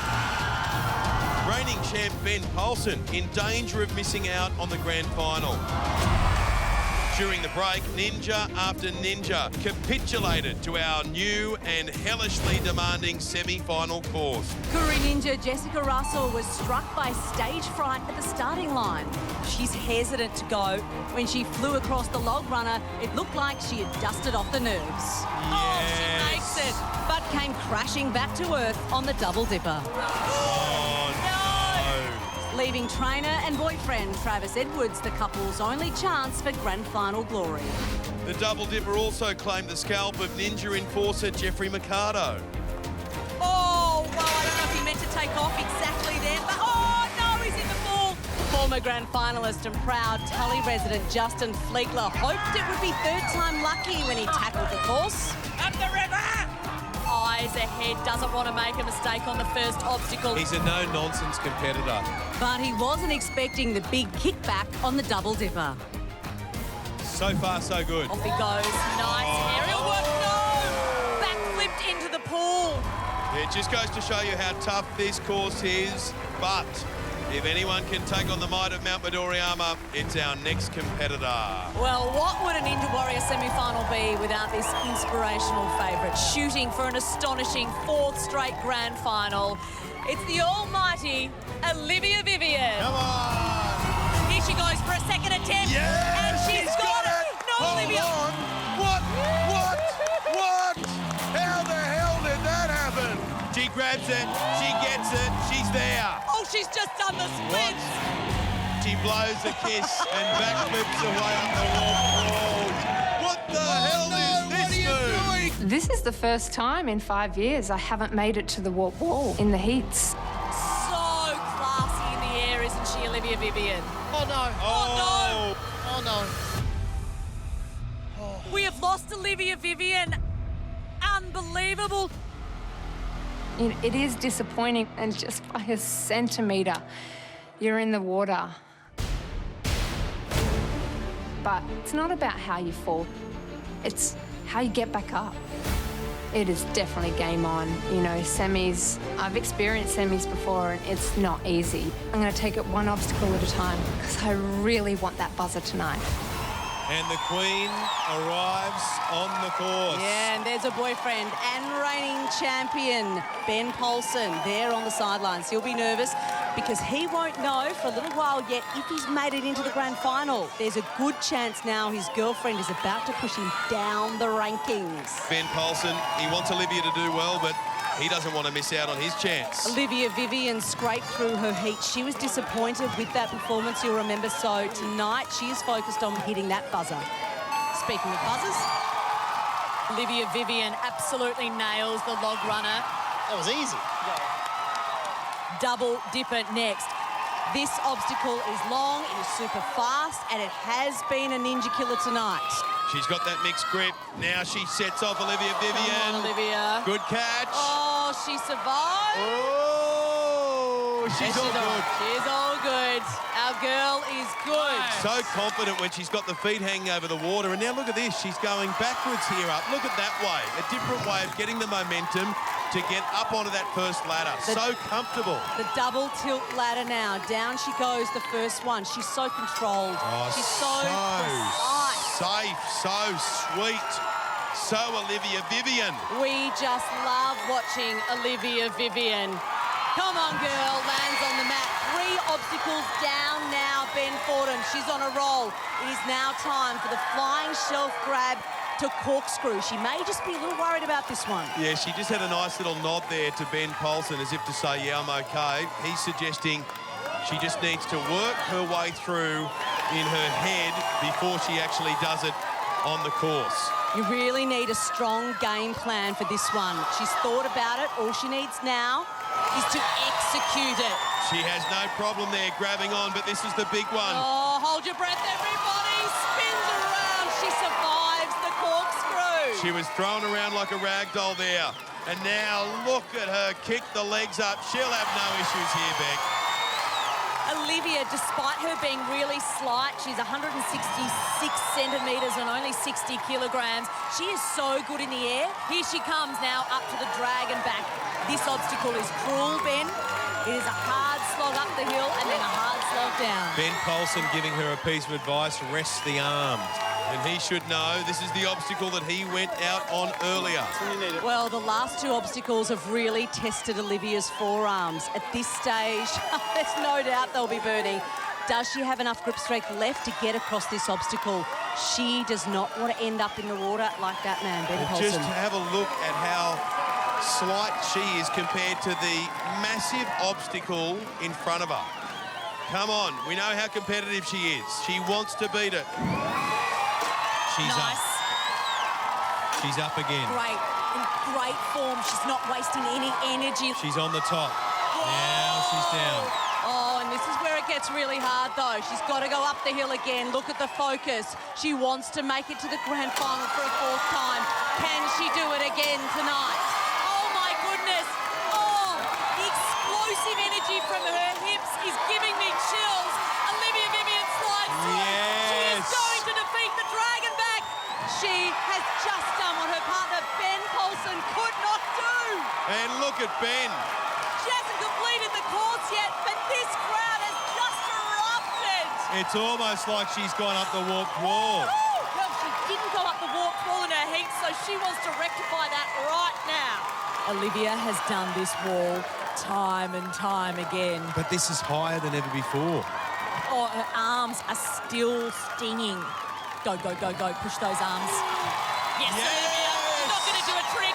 She's not going to do a trick. You can't do a trick in the semi-final. Oh, we love you, Olivia. No time for chatting. Get going. Yes. That is a huge monkey off her back tonight. She didn't get there in the heats, and she wanted that wall in the semi-finals. But just have a look over here, Beck, because it's not done yet. She's got to keep on going. 3 obstacles to go, and they're brutal. She's going to have to be completely on her game to get through to the end. She's taking quite some time to reset for this next obstacle, the basket toss, and with good reason. It's hard. She's also got that mini tramp in front of her. She's had trouble with that before. Up she goes. Okay, she's going to feel those arms now, but she's just got to grit her teeth and get through this. This is incredible stuff. There's 3.4 metres between each of these baskets. Olivia Vivian, she gets through it. But now I get really scared because there is yet another mini tramp. And she's had some problems on the spider jump before, but let's not talk about that right now. And this year, the run-up to the mini tramp is a lot shorter. She's going to have to hit that mini tramp right in the middle. Yeah, only Jake Baker has made it this far tonight. If Olivia Vivian can get to the buzzer, then there's a spot waiting for her on the power tower. Go, jump. Done it. Yes. Six set. Here she goes through the spider jump. Oh, Olivia Vivian, you are tearing up this course tonight. Here she is. Here's a future champion. She gets straight into the chimney rope climb, and she's got to pull her body all the way to the top. She's already at level 4, slowing down a little bit. Can she go back to back? She's getting up to the 6 metre mark. You want to go, Olivia. I know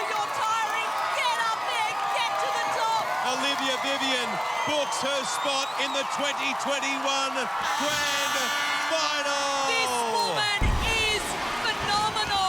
Olivia Vivian through to the Grand Final on Australian Ninja Warrior. What a run.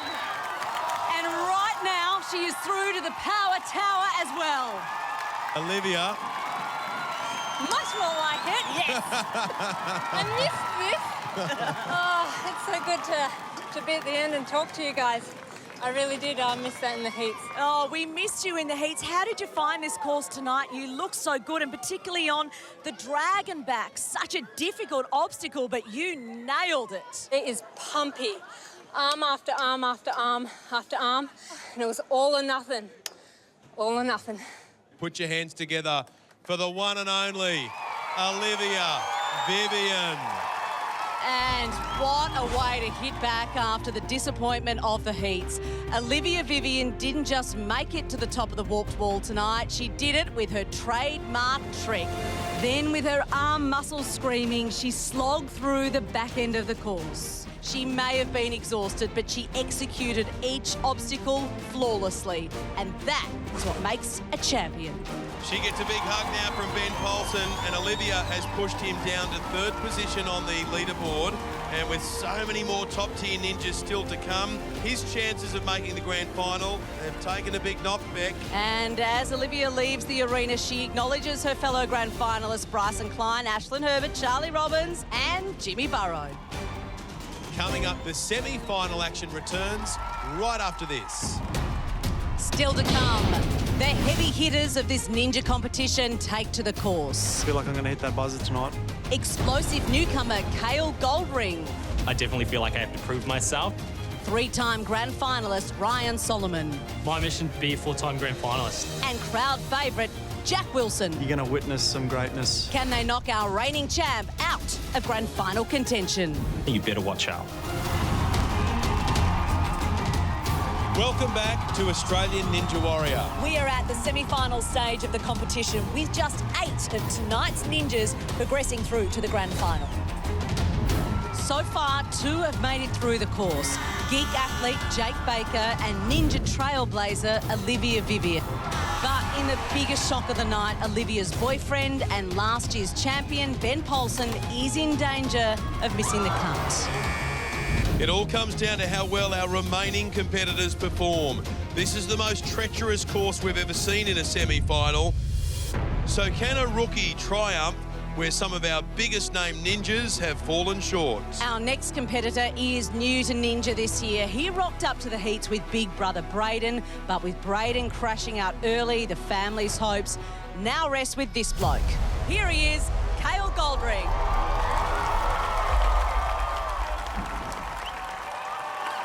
Come on, Cale. Got this, dude. I've honestly only stepped foot inside a ninja gym one time. But growing up, I used to actually watch a lot of Ninja Warrior with my dad, and my dad was honestly my idol. My dad, Brian's really overcome a lot. Epilepsy, cancer, and now he's also got Parkinson's, but he's always got a smile on his face. So beating this course and having him see me do that would be amazing. So we've got a little bit of news. We actually applied to be on the show. Yeah. And we've got in. No, I'm very proud of you both. Oh, thanks, Dad. Having watched the show together growing up, and to have an opportunity to actually go and compete, it's a dream come true. Who is this fella? He's showing really good form for a first-time ninja. I don't want to sound too arrogant, but I did feel like I was going to do well. Great work, Cale Goldring. I know if I'd made that last catch on the beehive, I would have been up that wall ball and hitting that buzzer. Oh! Tonight, this course is insane. It's twice the length of the original heat. So I have to give it my all, 120%. I want to be in the top spot, and I want to make my dad proud. We say hello to Brian via the big screen tonight. Give him a big wave, Cale. Hi, Braden. So glad to see you here. Just so proud of you, mate. Yeah, just can't see you go, you big. Dad, are you feeling nervous? I'm more nervous than him. You can do it, mate. You can do it. Off he goes, Cale Goldring on the log runner, and the rookie picks up where he left off in the heats. Oh, that was flawless. Now for the double dipper. Now, this obstacle has torpedoed so many ninjas tonight. Looks like Cale is going for an overhand grip on the bar. Here we go. Launches himself. Oh, nice catches work. it. And off. Yeah, terrific. Oh, whoa, whoa, whoa, whoa, whoa. Phew. Okay. He went backwards on the cargo net there. Lucky he didn't take a dip. Good start. He's neck and neck with Ben Polson's time right now. How's he doing down there, Croft? Looks in great control. He's got perfect form so far. He's got his core engaged. Arms are bent. Moving well. Look at the muscles in the back. Reminds me of myself. And now he's got to find his way off. And the release. And he does it. We're away. Yes. And now for the flying shelf grab to corkscrew. Cale has plenty of upper body strength, but that last obstacle certainly would have drained his energy. Cale Goldring goes up the pole, gets his way onto the monkey bars. Now he's got to transition to this shelf. Left hand and right hand, launches himself. Yeah, okay. This is the tricky bit. It's the corkscrew. Looks in... No way. This is a beautiful swing he's got. Great catch. And he holds on to the next shelf. Great form on the corkscrew again, engaging his core and arms, which allows him to control that spin. Go. This is an extraordinary performance for a first-time ninja. Now he's up against the dragon back. This is the obstacle, Beck, that brought Ben Polson undone. Speaking of Ben Polson, Cale is 36 seconds slower than Ben right now, but if he gets through this obstacle, that will not matter. He'll edge ahead of the reigning champ. A little miscue. Oh, he corrects it. He'll be all right, Ben. On to that second ascent. Up he goes. This is where it gets really tough. The arms are burning, the stomach's hurting. Come on, Cale. You got to keep it. Oh, he had just one more run to go, and instead of sliding down the dragon's neck, he's gone feet first into the pool. Great effort, though, Cale. Remember, this is a newbie ninja, and he has made it to the dragon back. Oh, so close, though. Ben Polson will be breathing a giant sigh of relief. Let's have a look at the replay. For a bloke who's brand new to the competition, Cale displayed exceptional control and awareness as he made his way through, but unfortunately, a pause to change grip on the dragon back stopped him in his tracks. Lights out. Cale, what is it? You see the warp wall and you want to jump off all the time. In your heats, you're almost there in the semi-finals. Look, I wanted that warp wall so bad today, man. You know, like I had my dad watching, so to let you down, Dad. Gets you on the forearms, man, like it really does. As you said, you had your dad on the sidelines, you've got your brother as well. Great support crew. Yeah, no, definitely. I mean, having them there, having my dad be able to watch means, like, absolutely everything. I was almost getting into tears, actually, at the start. But, you know, it definitely gave me that little push I need. I wish I'd just been able to hold on. I think I tried to change my grip, which probably wasn't the best idea. But, yeah, no, having their support is amazing. Hey, congratulations. Well done. Super effort. Put your hands together. Yeah, Croft, it was a super effort indeed, and you've got to wonder, where did this guy come from? I think we're going to be seeing a lot more of Cale Goldring, and maybe even in the grand final. Well, Becky finds himself in 4th position.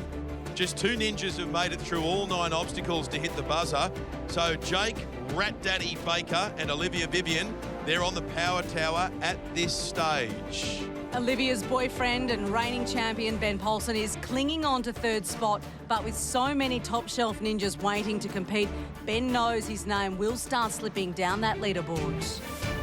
It's semi-final night on Australian Ninja Warrior. Still to come, Olivia Vivian avenged the shock fall of her boyfriend with a perfect run. Eddie Burrell and Travis Edwards do the same for their partners. Flies, Lachey, missed the grip. Mount Midoriyama, I'm coming for you. And there she goes. Oh, it is going to be very difficult to find a spot in tonight's grand final. Jess, I'm doing this for you. And the race is on.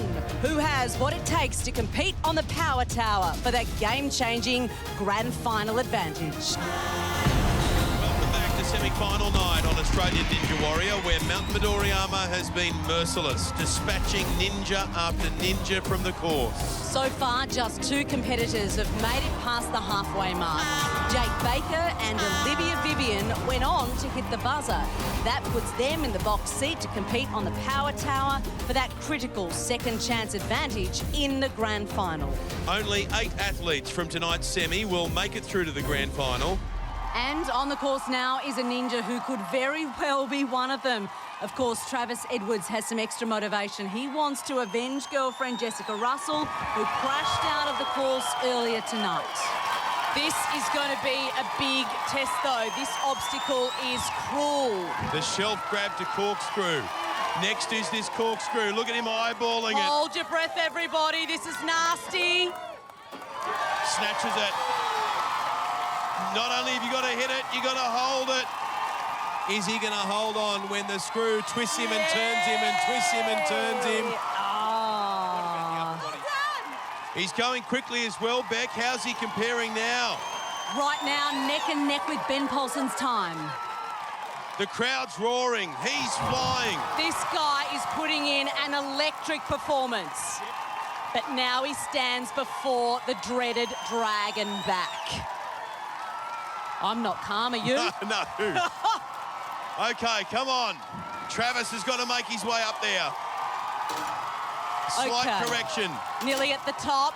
You'll go for a slippery dip down. Now he's got to go back up. Oh, the arms are burning at this point. Oh! Can he correct it? Yes, he does. Travis. Oh! Can't keep that bar straight. Come on, Travis. You're burning energy and you're burning time.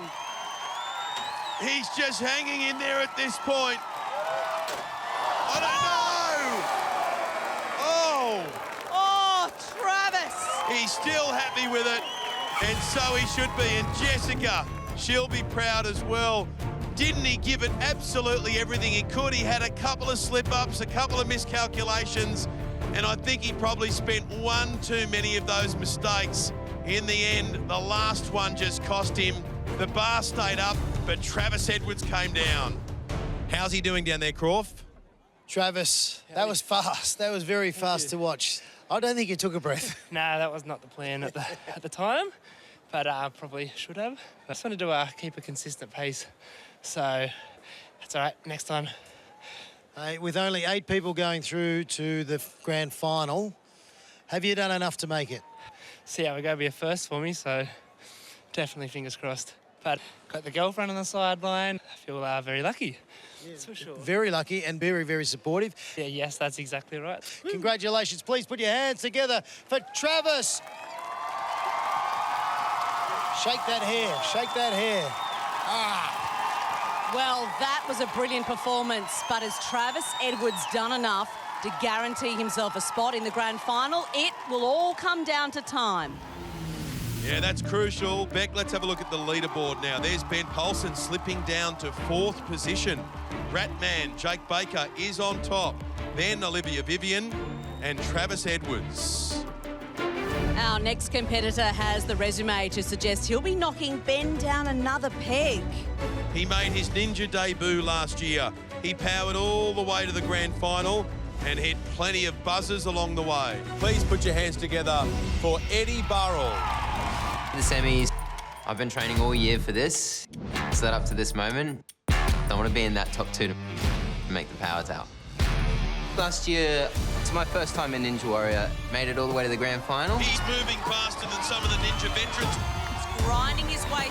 Hitting that buzzer at the top of those rings, best feeling in the world. This guy's heading to the grand final. Eddie hosts the second fastest time of the night. Looking to do that again this year. Eddie Burrell is setting a cracking pace. My heat run made a bit of a statement with the speed. Look at this, no break. Oh, absolutely no break. But yeah, obviously a little slip up. Oh, no! A kiss for his fiancée, Lisa Campbell, over the sideline. Tonight, I want to make it all the way. I'm really gunning down some buzzers. I didn't hit one in the heats. I am going to hit one in the semis. This year, I got my sights on Mount Midoriyama. He's confident, the hipster barista. He got a taste of grand final action last year. He'd love to be there again.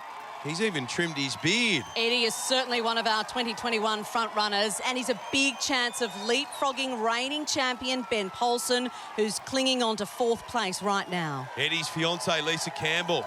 There she is. She made a shock exit earlier, but he's got to put that out of his mind. This is your chance to shine, Eddie.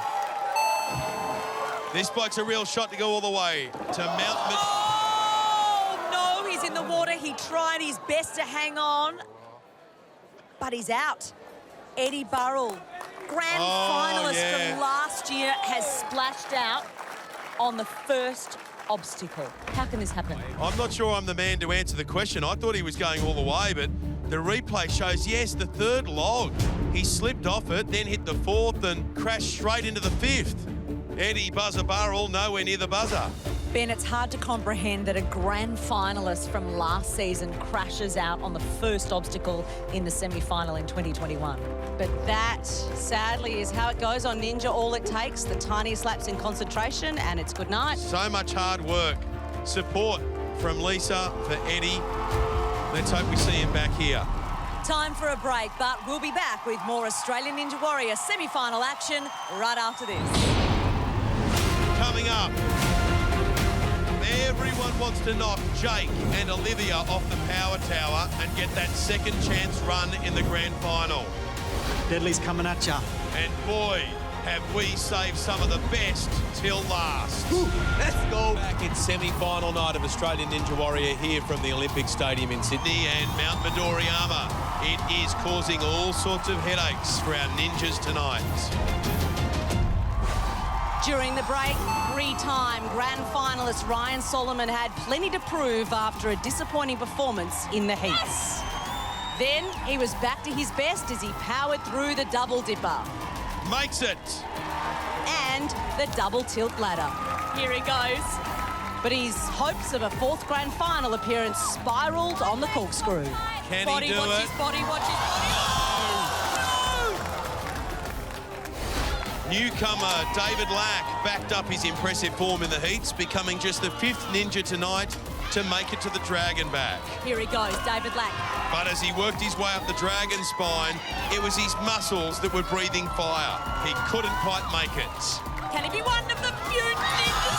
Oh, David Lack is in the pool. Will, loser and Will. Jared's on my sideline and he's keeping it chill. Yeah. Will Kelly has always been more comedian than competitor, but he jettisoned his Joker image to make a serious assault on the course. With best mate and ninja twin Jared Sutton screaming advice from the sideline, Will looked bound for the power tower as he surged up the dragon back. He is looking so good right now. Unlike so many others, he made it to the top of the second set of stairs. Oh, he's half up, half down. But he didn't have the grip strength he needed to make the final leap to safety, and he ended up a wet willy.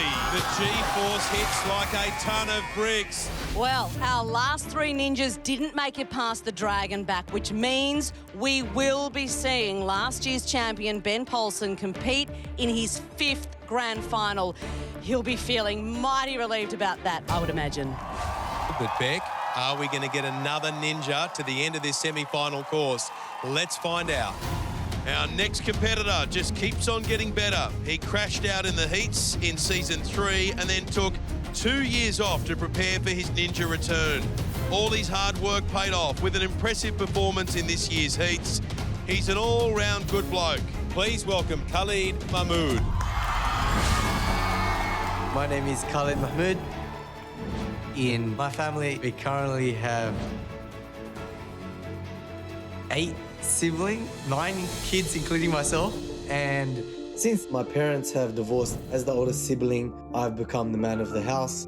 It does not matter where you come from, everyone belongs. I have a lot of responsibility now, especially with my sister Alia, who was born with Down syndrome. The passion I have from Ninja Warrior has definitely reflected over to them. They love it.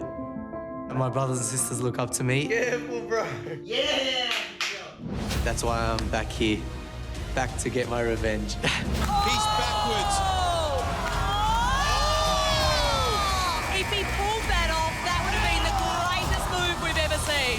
I really want to show them that I have the strength, the focus, the visualization to go to grand finals.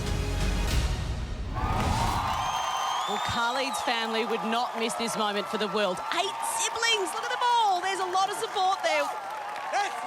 What a moment for them, and what a moment for Khalid. A reminder, $200,000 on the line. Here he goes. Khalid on the log runner. Does and a somersault at the end. A little bit of trouble on that 5th one, but that's all gone now. He needs to focus on the double dipper. Arms up in the air, taking a deep breath. Here he goes. First dip. Rolling. First catch. Nicely. Perfect. Cargo neck. Oh, the family are going to be proud. Double tilt ladder time now. This is the first real test of that upper body strength on this semi-final course. First ladder. Nice work. Tilt. That's not a nice feeling when it does that, is it? It looks relatively easy compared to other equipment that they're on, but just have a look when this jolts, when it moves down. Nasty. You want to have a full grip, don't you, Ben? Yeah, Khalid is making it look easy, Beck, saving lots of energy by using an easy looping swing to reach each bar. He needs to conserve his strength because he's got the flying shelf to corkscrew next. Nice work. This next obstacle, though, is one of the toughest. We know that. He's got to get through this. Khalid, halfway home. I can't believe he's smiling. Does he have no idea what's coming his way, Beck? He should. I wouldn't be smiling if I was him. Khalid has 3 very tricky jumps ahead of him. First, he's got to make that onto the flying shelf. There's one. Come on, this is pretty special right now. Come on. Here we go. Khalid. The corkscrew awaits. Get Look ready. at this Lachey. Off he goes. Khalid has come off on the flying shelf, grabbed a corkscrew. Oh, what a way to lose a ninja on the corkscrew. He's still smiling. Let's check it out on the replay. And I think his hands landed so close together, it meant that the corkscrew spun so fast and just tossed him away. Now, this will be interesting. We will have to see how the rest of the night pans out to see if Khalid has done enough to make it through to the grand final.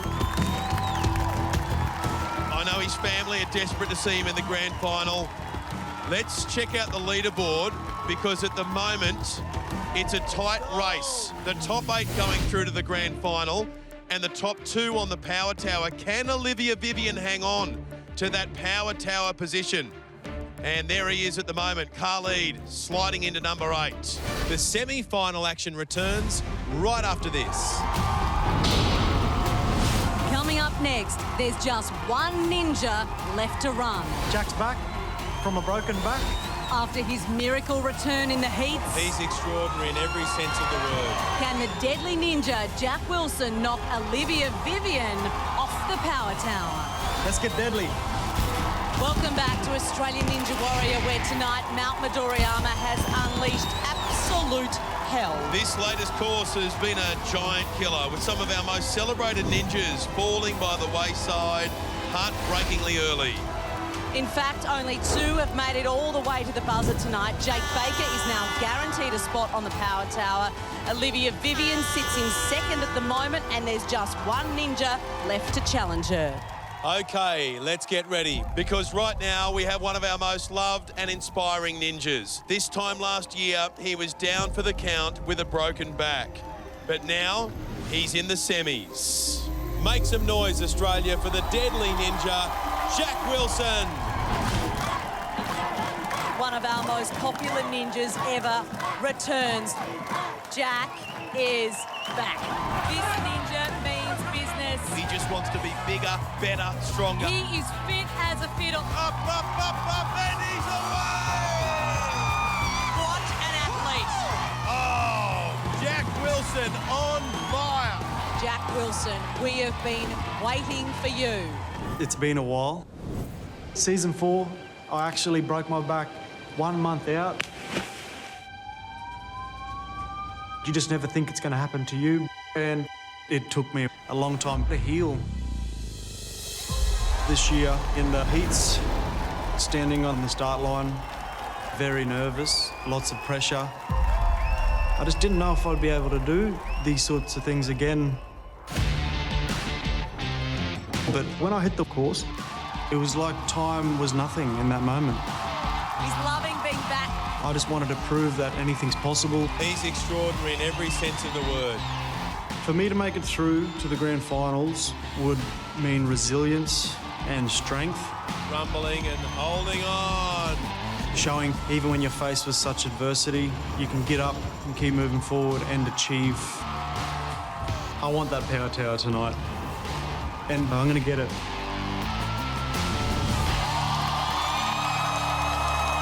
There is nothing not to love about this guy, Jack Wilson. He blasted onto the scene in Australian Ninja Warrior Season 1, was the favourite, loved all around Australia, and he is back. And what a horrific 12 months he's had. I mean, how does someone come back from a broken back like that and not just come back, but be tonight in peak physical condition? I mean, just look at this bloke. Yeah, he's ready. He's got his brother Michael on the sideline. There's Candace, Jack's new bride. They're all urging him on, and those two met last year. They married 8 months later. He's fast, Jack Wilson. Now, just watch how quickly he does this. 1, 2, 3, 4, 5. So certain about each footstep. So good on the double dipper. Candace screaming her lungs out as he goes the forward grip. Come on, Jack. Here he goes, flying through the air, makes the transition. Nicely done, Jack Wilson. Beautiful. He is looking in great form this year for the semi-finals. Now, remember, Jack did not hit the buzzer in the heat. He will be wanting to change all that tonight. Only 30 seconds in. Look at that. He just goes straight into the middle of that ladder.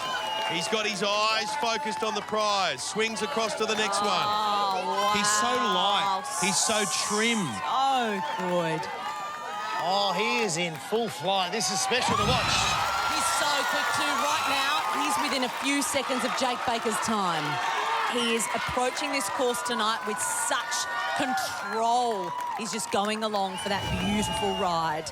Now he comes on to the flying shelf to corkscrew. The fourth obstacle.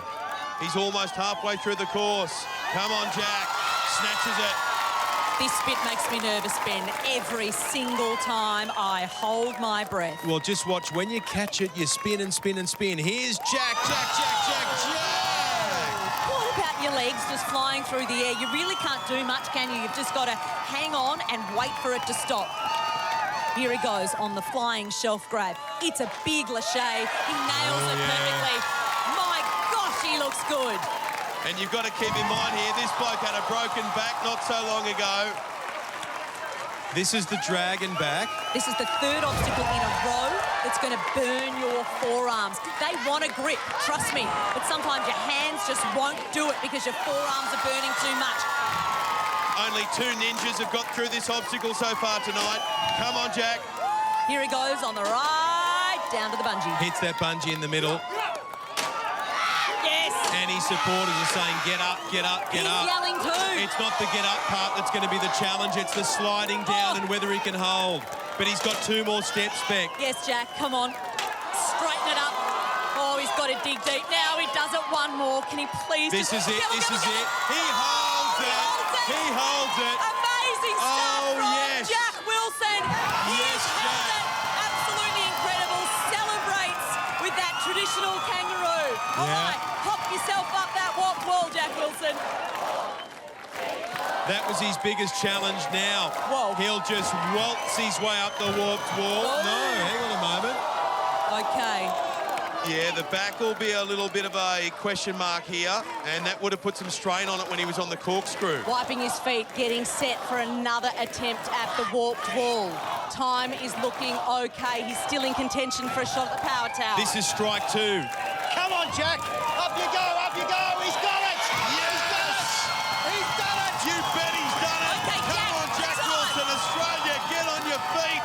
He's got 3 obstacles to go. He's done enough to guarantee a spot in the grand final. He's travelling 2 minutes faster than Olivia Vivian. If he can survive through to the buzzer, he's on the power tower. Okay, here we go on the basket toss. Jack Wilson launches himself. Up he goes onto the first basket. Nice swing. Watch his body when he makes the transfer to the second. The problem is your body is going one way. When you land on the second basket, it's a nasty jolt back to the other. There we go. See, he swings his body all the way around. But there's another basket to go. and he's only got a certain amount of time if he wants to finish in the top 2. This is a big one, Beck. Nicely done, Jack Wilson. Made the grand final in seasons 1 and 2, and he is making the grand final in season 5. Here we are at the spider jump. Lands it. Got it. Nice work. It's hard to believe the man you're looking at was laying in bed with a broken back, Rebecca Madden. Has he got enough left in the tank? He's got one more obstacle to go. One more obstacle to go. And once again, Jack Wilson says to everyone here outside the Olympic Stadium, help me up. Yes, he's asking for one more big effort, not only from himself, but also from the crowd. He needs the crowd to get him up. Here he goes, underway. Jack is ahead of Olivia Vivian's time. He's got to make it up the chimney rope. What a comeback, Rebecca Madden. Lying in his hospital bed, this is exactly what Jack Wilson was dreaming of, being in the grand final of Australian Ninja Warrior once again. And the only question right now, can he make it onto the power tower? He's struggling a little bit. Look at the pain on his face at the moment. Come on, Jack, you can do it! Go, Jack! Come on, Jack! You've got it! You've got it! He's only got a few minutes to go! Almost there! Through the circle, come on, Jack, push! He is there! This is his dream! He has got a place on the power tower! The champion, Jack Wilson! It is great to have you back! He's through to the grand final! And not only that, he beats Olivia Vivian's time by more than a minute. Jack Wilson is on the power tower. What a finish! And what a story. The bloke who turned up on this competition, everyone fell in love with him. We missed him last year because of the broken back. He is on top of the world. What a performance. Woo! So let's take a look at the Deadly Ninjas killer run. Jack powered through the first half of this course. Fatigue started to set in a little on the basket toss there, just taking his time. The huge laches, but he nailed it. His slow and steady approach. There he goes, up the chimney, struggling a little bit, but what a moment. Jack is back on Australian Ninja Warrior. That was a near perfect run, Jack. Did you ever think you'd be up here again, mate? I was laying on my back horizontal February last year, coming into season 4, and my mind was going AWOL, and look now, you can overcome anything. Resilience will get you there. Your heart will get you there. What now? Which way? Same way, Jiggly! It's that way, Mount Midoriyama. How much do we love Jack Wilson? Congratulations.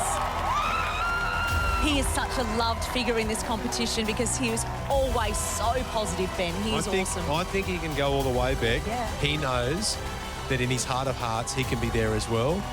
And if there's going to be one who's going to make it this year, he wants it to be him. I think it can be him. There's no reason Jack Wilson can't take up the competition and $200,000 this year.